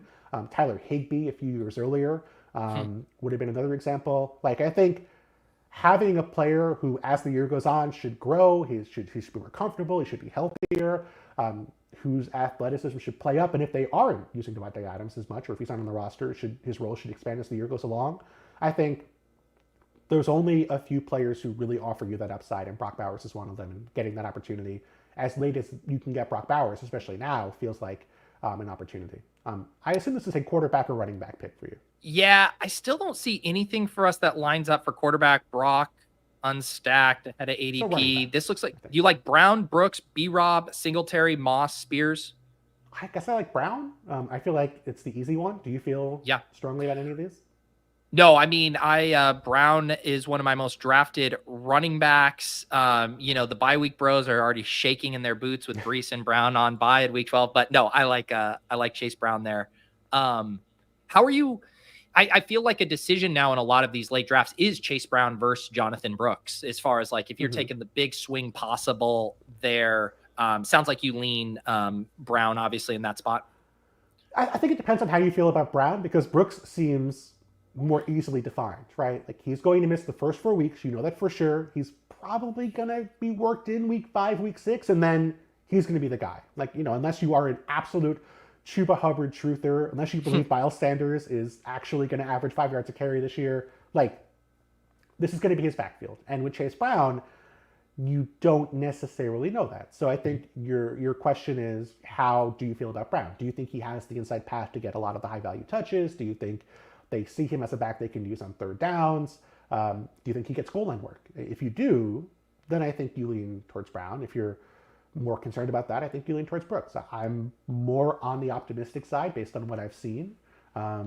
He's made it through this sort of first couple days, or like this post 53-man cut. They have not made a significant move to bring in a running back. They brought in, I think, Devaughn Williams, who was not going to be probably competing for regular work. So that to me seems like another point in his favor. But, if you're pessimistic, then I think take more Brooks. Yeah.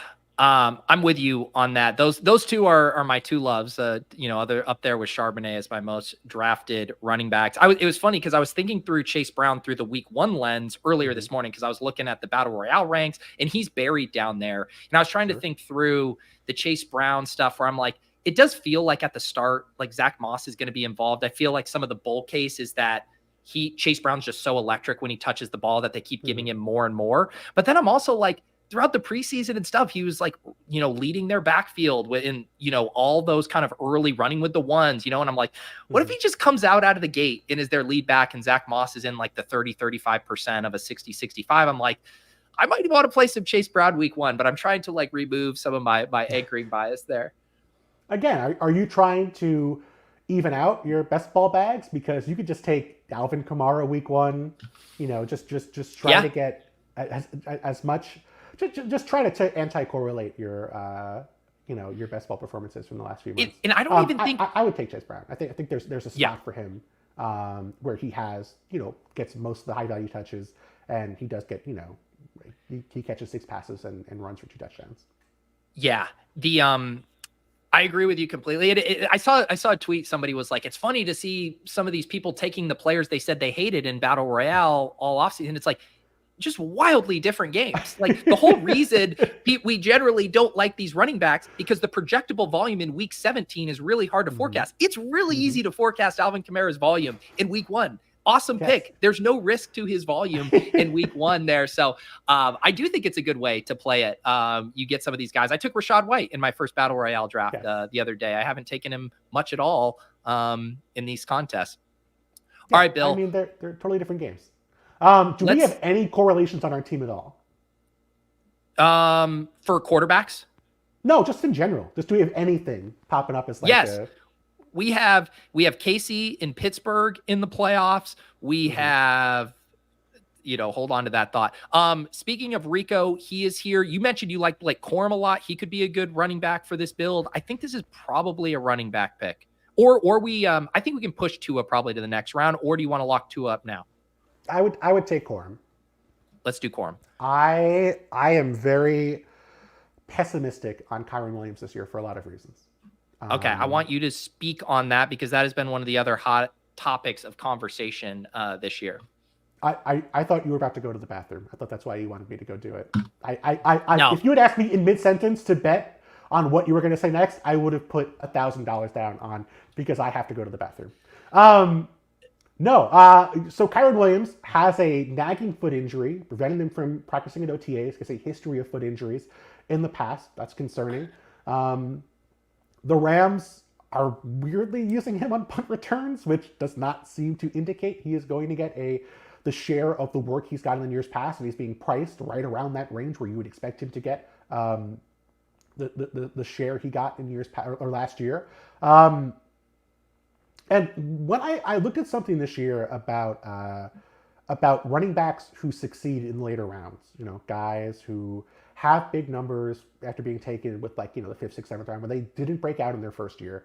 And what I found is so many guys on that list had good seasons, and then the first moment they struggled or they weren't available, their teams were happy to move on from them. It feels like teams are not as attached to those guys as it might seem in the moment. And so the fact that the Rams took Blake Corum as high as they did, much higher in terms of draft capital than Kyren Williams, I kind of get the feeling that Kyren Williams is, this is famous last words, that Kyren Williams' hold on the number 1 job are nowhere near as strong as maybe we're making it out to be. And I think it's certainly a high risk, high reward situation. Like Yes. Kyren Williams could absolutely bury you this year if he is the player he was last year, because that usage was phenomenal. I think he's a good running back. Their offensive line has improved. They're having a lot of injuries and suspensions, and they moved a guy to center, and seems like he didn't make it. And so they're moving Jonah Jackson, their $17 million guard, over to center with no notice. But just like, I just think Blake Corum has a much better chance of being the lead back than the market makes it out to be. All right, we are on the clock. Doesn't seem like a great running back spot for us. We could try to set up another backdoor stack with wide receiver, like a Mike Williams or a Polk would give us an out and some extra correlation there. What do you think? Back to us. He did not. Sorry, I meant to mention that. Oh, that seems important. I don't love Mike Williams. You have to make this pick. I have no strong feeling here. All right, I just quickly flipped us to Polk there. I feel like with our base of wide receivers and the fact that I made you eat your vegetables with Diontae Johnson, we can take another rookie swing and give us a crack at Drake May there. But yeah, I was looking at it, and I guess I should have forecasted this. The Tyreek Hill drafter took Tua at 118. This is just a mistake by his part. You definitely just take him at 123 because no one on the wrap is taking Tua there, but he just had to stick it to us and let us know we made a mistake right away. Pete, how many 5 quarterback builds have you put together this offseason? This is the thing. I don't know if I'm sick and twisted, but I don't get panicked here because I'm sitting here and I'm like, okay, Drake May, Bryce Young, and Justin Fields. I call that a Tuesday, brother. Let's pack it up. This is a shipper. Three quarterbacks where you might be buried by week 4 because you have no starting quarterbacks for the foreseeable future. Yeah. I appreciate that's a gamble I respect. So we can push it as late as you want. This is your team. I feel like I'm just leading you to a unique build that you have not been willing to assume all year. For like the real talk on it is we will definitely need to push up some of the quarterback targets, and then we can maybe build out give ourselves one other option here, maybe with like a running back, if we could find like a running back quarterback correlation that we don't hate. Like maybe like a McLaughlin, you throw him into the mix, open up a little Bo Nix here. It could work, Bill. Do you want okay. I feel like you have not serviced the audio listener at all during this podcast, during this feed, which I strongly detest. Yes, you are. Thank you for doing my job. First, you point out me, misclicking, and now I am, shirking my hosting duties. But you are entirely correct. You pointed out you misclicking to my knowledge. I'm afraid to tell the audio listeners that I have 0 quarterbacks. 0 quarterbacks. We got our 3 running backs: Breece Hall, Chase Brown, Blake Corum. Up to 6 wide receivers: Jalen Waddle, Rashee Rice, George Pickens, Diontae Johnson, Keon Coleman, Jalen Polk, and our bully tight ends: Travis Kelce and Brock Bowers. Actually, here's a topic for you on the quarterback thing, because I was talking about Sam Darnold's grip on the starting job relative to, say, Gardner Minshew's. Like, do you think Gardner Minshew will be the quarterback in Week 17 for the Raiders? I think he could, but I don't know that it'll be because he played the prior 16 weeks. I think just like in and out. I believe that is going to be just a hot potato. You have this job for 2 weeks and we're going back and forth. I don't buy that there is that buy-in with either quarterback. Whereas with Sam Darnold, I will say a contract bro. Because I know how to read NFL contracts. So I feel like that has been an opportunity for me. And that is, Sam Darnold got real money. I mean, Sam Darnold got almost $10 million guaranteed. When they signed him, they were hoping to draft a quarterback. I don't think they were 100% sure. I think they were preparing for a season where they were willing to give Sam Darnold the starting job and prioritized him over other players, other backups, because they saw him as a guy who could be a potential starter. So I believe they are much more inclined to give Sam Darnold a full season than the Raiders with Gardner Minshew. Yeah, that was kind of my read on it too, that Darnold was in a little bit better standing here. Okay. All right. So we could do like an unstacked quarterback thing with Herbert and like build something out. We could grab another running back: Zeke, Chuba, Charbonnet, Algier, Jalen Wright, Dobbins, all kind of interesting. I think it's probably a running back pick. You like anyone here? Did Jaleel go? He did. Oh, pick a running back. Let's do the guy taking all, or do we have no? Let's see. Yeah, we'll do Sharps. We'll do Sharps. Keep it on brand. We got you get Sharps up. What are you at? What's your percentage with Charbonnet? It wasn't too aggressive. It was like 22%. Are you gonna feel like what is the 50th percentile outcome where you feel okay about taking Charbonnet but not thrilled about it? Like what is your expectation for Charbonnet? Well, where you this really is feel the thing. terrible about taking 20% of the time. So, the thing I always frame it for people too, like this is the exact same range that Alexander Madison used to always go in drafts behind Dalvin Cook. And he would give you one or two of those spikes when Dalvin Cook inevitably missed time, and he would have a positive advance rate from this portion of the draft board. If Zach Charbonnet does exactly what he did last year, which is gives you 2 bell cow games when Kenneth Walker misses, he is not going to be a negative advance rate player from there. Like those two. So to me, it's hard for me. The way he doesn't hit is if Kenneth Walker doesn't miss any time, right? And then it's a 0 and you wish, okay, maybe you had Algier because Bijan missed. But to me, all of these guys like Benson, sure, I do think he could maybe climb the depth chart, but I still think he's very dependent on an injury. There's different flavors in this range, the McLaughlins, Dobbins, but I don't see Charbonnet as that different from Ty Chandler, from other of these contingent bets. So to me, I'm not like being naive about thinking there could be all the standalone value. I just think it's one of the cleaner contingent backfield setups. And also probably similar to your Corum thing, it's one of those where the backup's actually going to get more work than the starter's going to get if the starter's out, because they're going to say, Zach Charbonnet, you're doing the whole damn thing if Kenneth Walker misses. Yeah. And I do like betting on changes to the coaching staff and changes to personnel. I feel like there's more variance. Like they might think Zach Charbonnet totally sucks and not use him at all, but there is more upside because they might like him more than Kenneth Walker. We don't know. I mean, that might evolve as the year goes along. So I do like that opportunity. All right.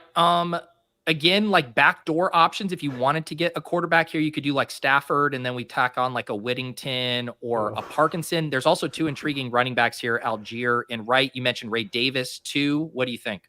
Jalen Wright correlates with Jalen Waddle. Yeah. Yes.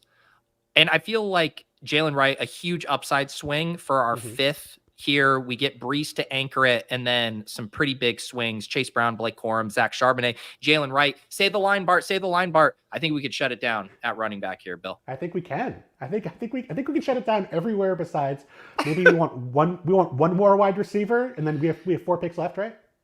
Do you want to float a Russell Wilson, Justin Fields 4 quarterback team?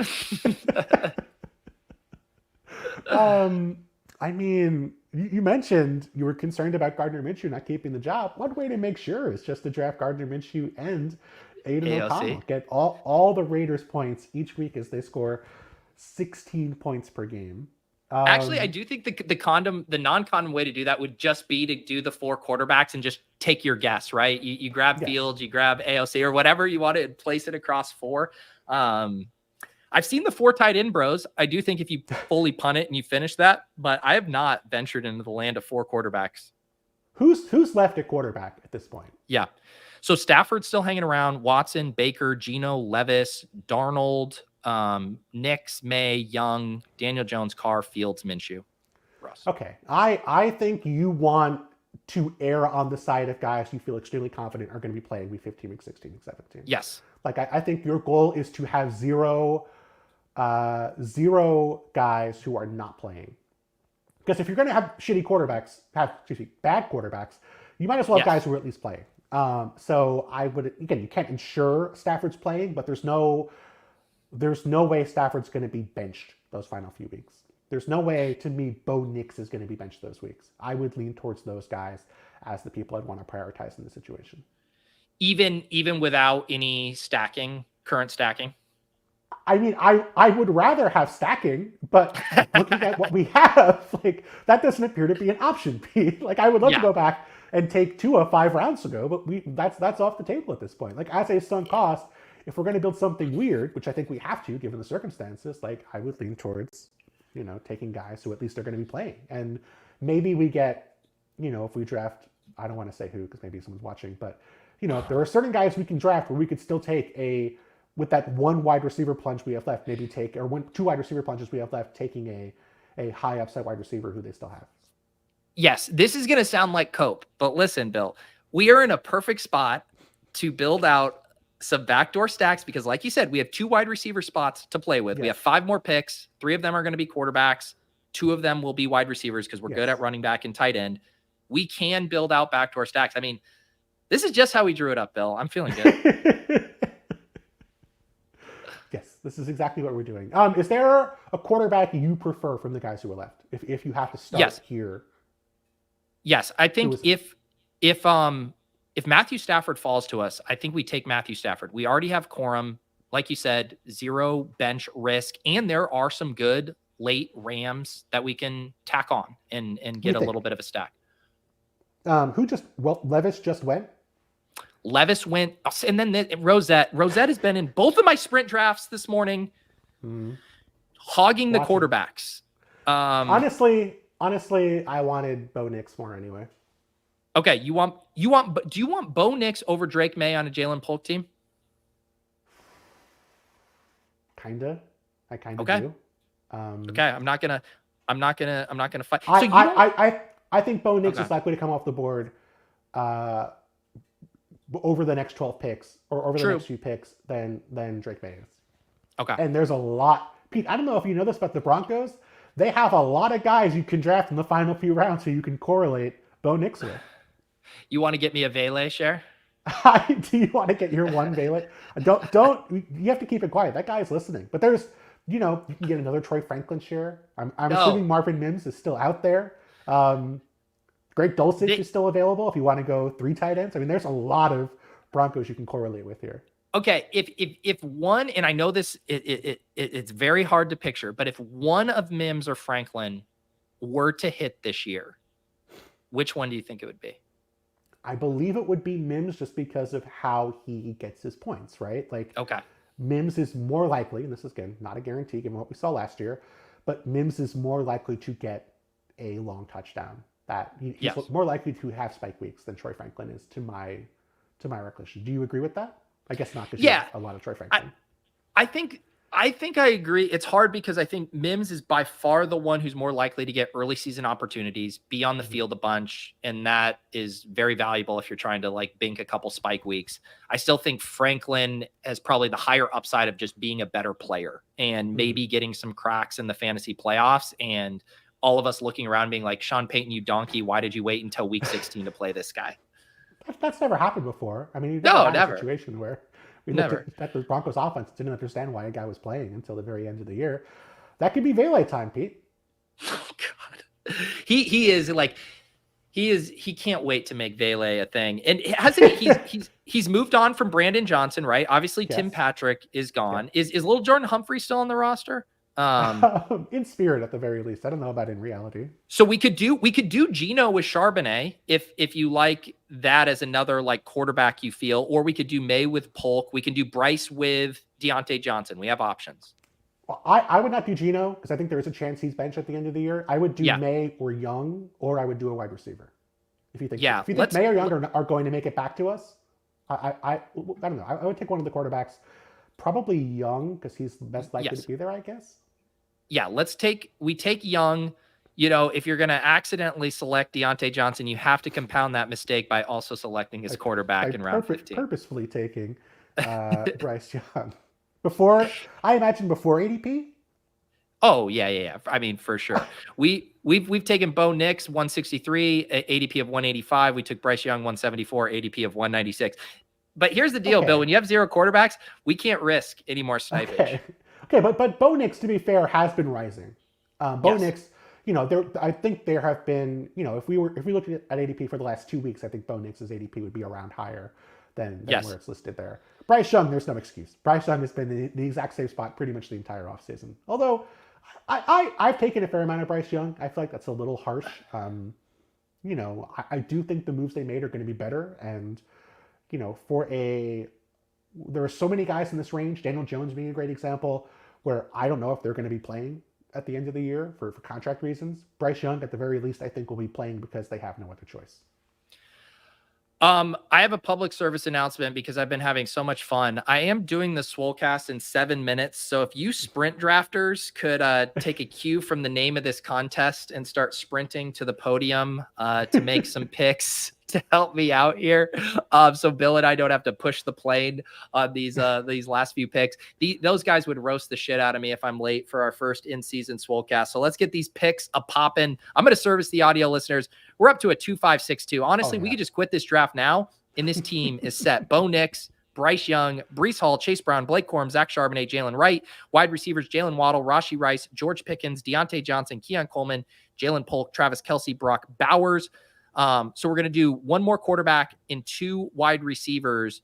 Are you in the lab figuring out the perfect Broncos wide receiver for this team? Oh, I know who the perfect Broncos wide receiver is, but I don't want to. You notice I've been saying all of them over and over again to try and throw potential stream snipers off the trail. I will reveal when all is ready for us to take the Broncos receiver. Do you think, as far as the quarterback options, do you think we should just take May here and be done at quarterback, or is there someone else you would want to do? Put it this way, Pete. If someone takes May before you, how are you going to feel about missing out on Drake May?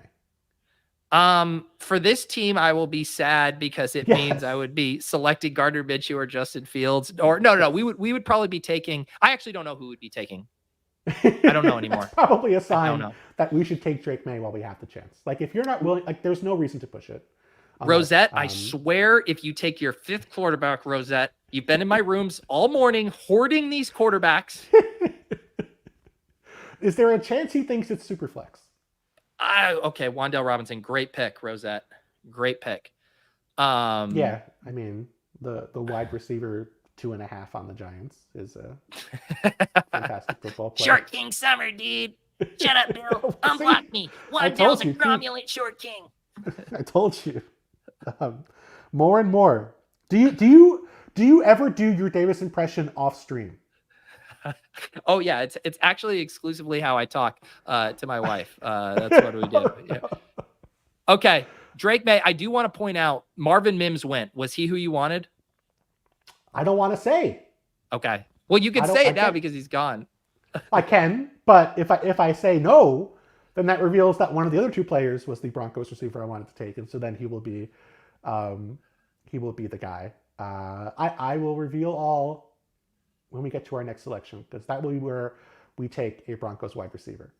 Yes, we have now gotten up to 3 quarterbacks. We got this is a fun room. You get the 2 rookies in week 14, Bo Nix, Drake May. You get Bryce Young, another short king, holding it down.